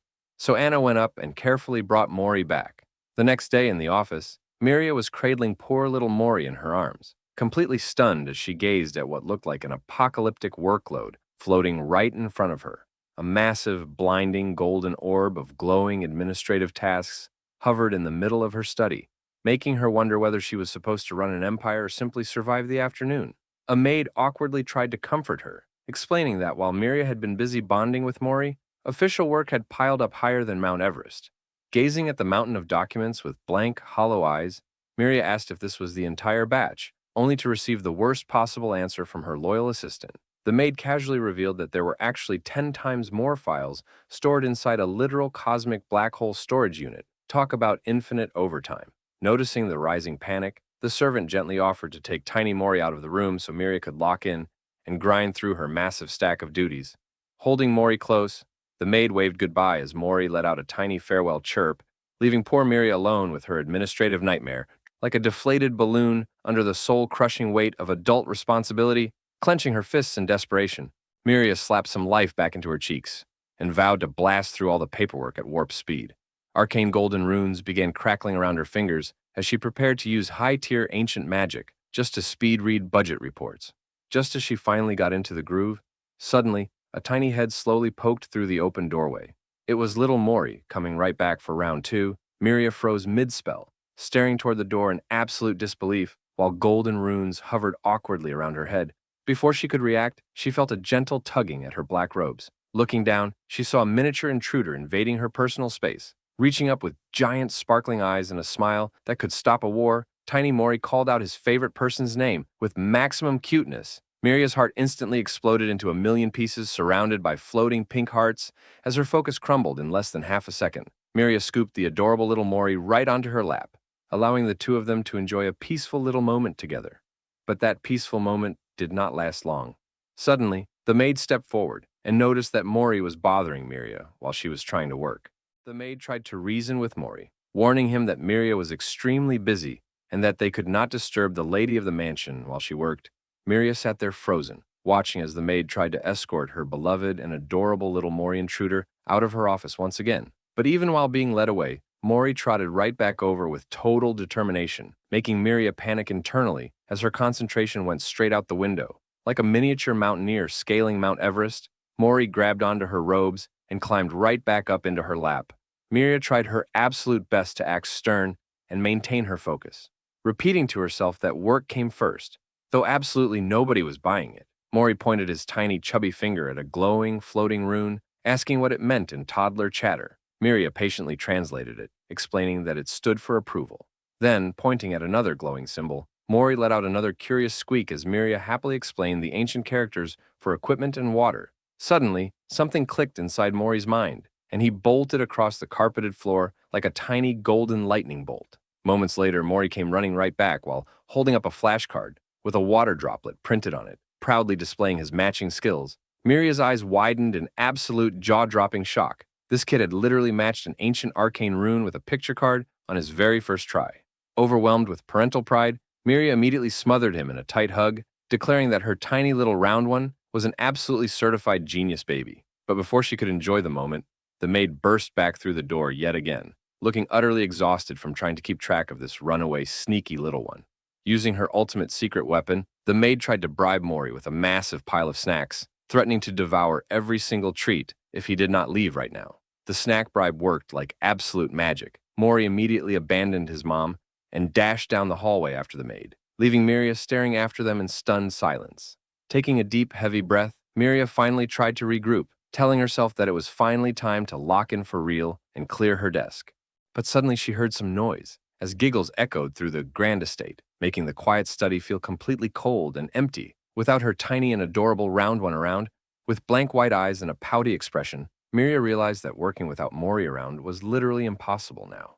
Walking over to the heavy wooden doors, Miria shyly poked her head out into the hallway like a lonely puppy looking for its owner. She stared down the quiet corridor, secretly hoping that her favorite little distraction would magically reappear.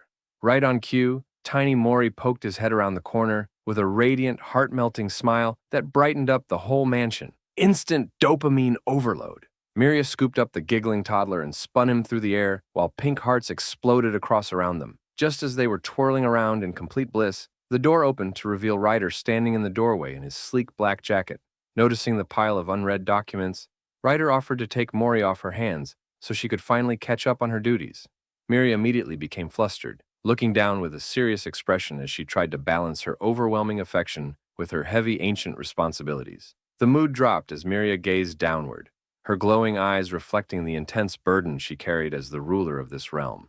Ryder quietly noticed the sudden change and could feel the burden inside Miria, but deep down, he also wanted to support her and cheer her up, hoping he could help her in some way. As he looked at her, Miria openly handed Mori over to him, knowing that she had a duty to fulfill first. Even though she wanted to spend as much bonding time with Mori as possible, she could not abandon her responsibilities. Ryder understood how Miria felt just by looking at her face, because it was obvious how badly she wanted more time with Mori. So, under these circumstances, whenever Miria became busy, Ryder did his best to help. He offered to watch over Mori so Miria could finally focus on her towering stack of administrative work, giving his wife a moment to catch her breath, but the little round one was not letting go of Miria's robes without a fight, displaying surprising physical strength. As Ryder attempted to pry him away, Ryder gently tried to free Mori's tiny hands, reminding him that Miria needed time to complete her pressing duties. But Mori's eyes immediately swelled with huge teardrops as he reached back toward Miria, completely heartbroken about being separated. Then, Mori burst into even louder cries, leaving Ryder completely panicked while holding the crying little round one.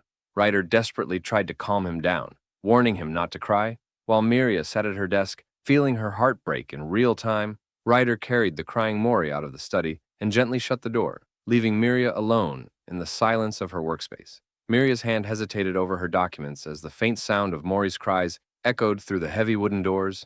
She tried to re-engage her ancient magic runes to speed through the paperwork, but her concentration was completely shattered. The room glowed with arcane light as floating magic rings hovered near the window, yet Miria's mind remained entirely elsewhere. Meanwhile, down the hall, Ryder sat on the carpet with Mori, trying to distract him with building blocks. While explaining that Miria was simply busy, Mori sat clutching a little wooden block, big shiny tears still brimming in his eyes as he stared up at Ryder's gentle explanation. Ryder gently reassured Mori that everyone loved him and wanted to spend time with him, attempting to comfort him. He gently patted Mori's head, praising him for being a big boy, while trying to keep his spirits up. Suddenly, one maid entered the room carrying an urgent document, asking if Ryder had a spare moment to help with official business.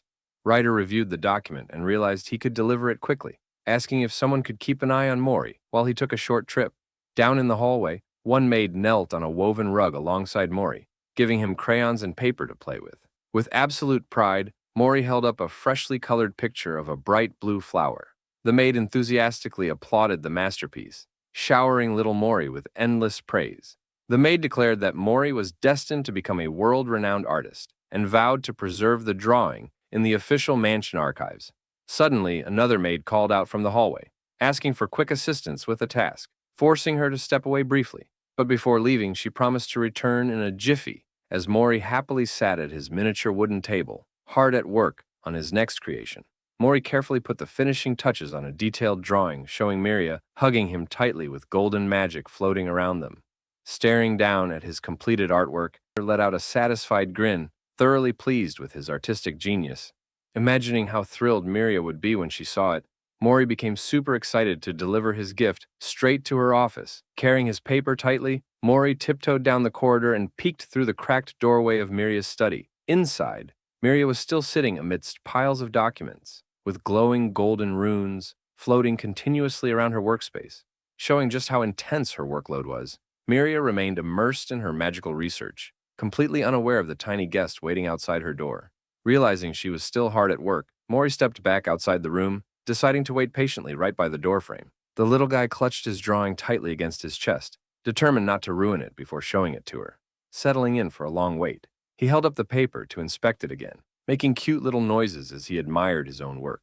Our little round one babbled softly to himself, pointing at the drawn figures while keeping himself quietly entertained. Cut to a shot showing Miria inside, working away, while tiny Mori sat right outside her door. Hours passed, and Miria finally unclenched her fists, letting out a heavy sigh as the long workday came to a close. The sun set outside as Miria realized the day was already over, disappointed that she still had a mountain of reports remaining. Walking down the dark hallway lit by moonlight, a maid mentioned to her moments later that Mori had been tucked into bed and was fast asleep. Deciding to check on him anyway, Miria quietly tiptoed toward the bedroom to sneak a peek at her little round one. She opened the door cautiously, trying not to make a single sound in the dimly lit room. Staring at the empty bed, Miria blinked in confusion, wondering where her little Mori had gone or if he had walked to another room. She scanned the dark bedroom, growing increasingly concerned as she noticed the sheets were completely untouched. Stepping back out into the moonlit hallway, Miria noticed a small white blanket resting on the floor near her office door. Her eyes widened as she realized someone was wrapped up and sound asleep right on the floorboards. Mori was fast asleep on the wooden floor. Miria knelt down in total shock, realizing that the little master had fallen asleep right outside her office. While waiting for her to finish work, her expression softened into pure warmth and tenderness. As she gazed down at her precious little round one, Miria gently sat beside him in the moonlight, wrapping him softly so he could sleep peacefully right by her side. Gently stroking her sleeping baby's soft cheek, Miria gazed down in the quiet moonlight as the heavy silence of the night settled over the room. Staring down with a heart full of guilt, Miria whispered to herself, wondering how she could even call herself a good mother when her duties constantly kept her away. She slumped into the shadows, deeply torn between her overwhelming love for her child and the massive godlike responsibilities that ruling this realm demanded. But having Mori nearby gave her the greatest sense of peace. Suddenly, Mori popped right up, wide awake with sleepy eyes, as he noticed his mom standing beside him. Miria flinched in surprise, quickly apologizing to her little round one for waking him from his peaceful sleep. Mori started crawling across the soft floor straight toward his favorite person in the world. He climbed right into her lap, wrapping himself in her gentle and pure love. Miria's glowing, starry eyes were practically brimming with tears of absolute affection. She gently patted his back, resting her chin on his soft head as Mori settled down for a cozy nap.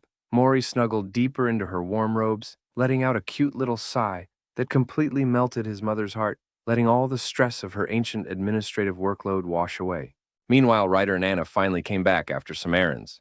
Ryder instructed Anna to head inside first and recharge, while he went to check up on Miria and Mori. Walking down the corridor, he suddenly paused, happily seeing them together sleeping there. Without a single second of hesitation, Ryder stooped down and picked up both mother and baby together in an effortless, romantic bridal carry. This scene was truly magnificent, a perfect little family moment. Holding them close against his chest, Ryder quietly carried his sleeping family down the moonlit hallway toward their quarters.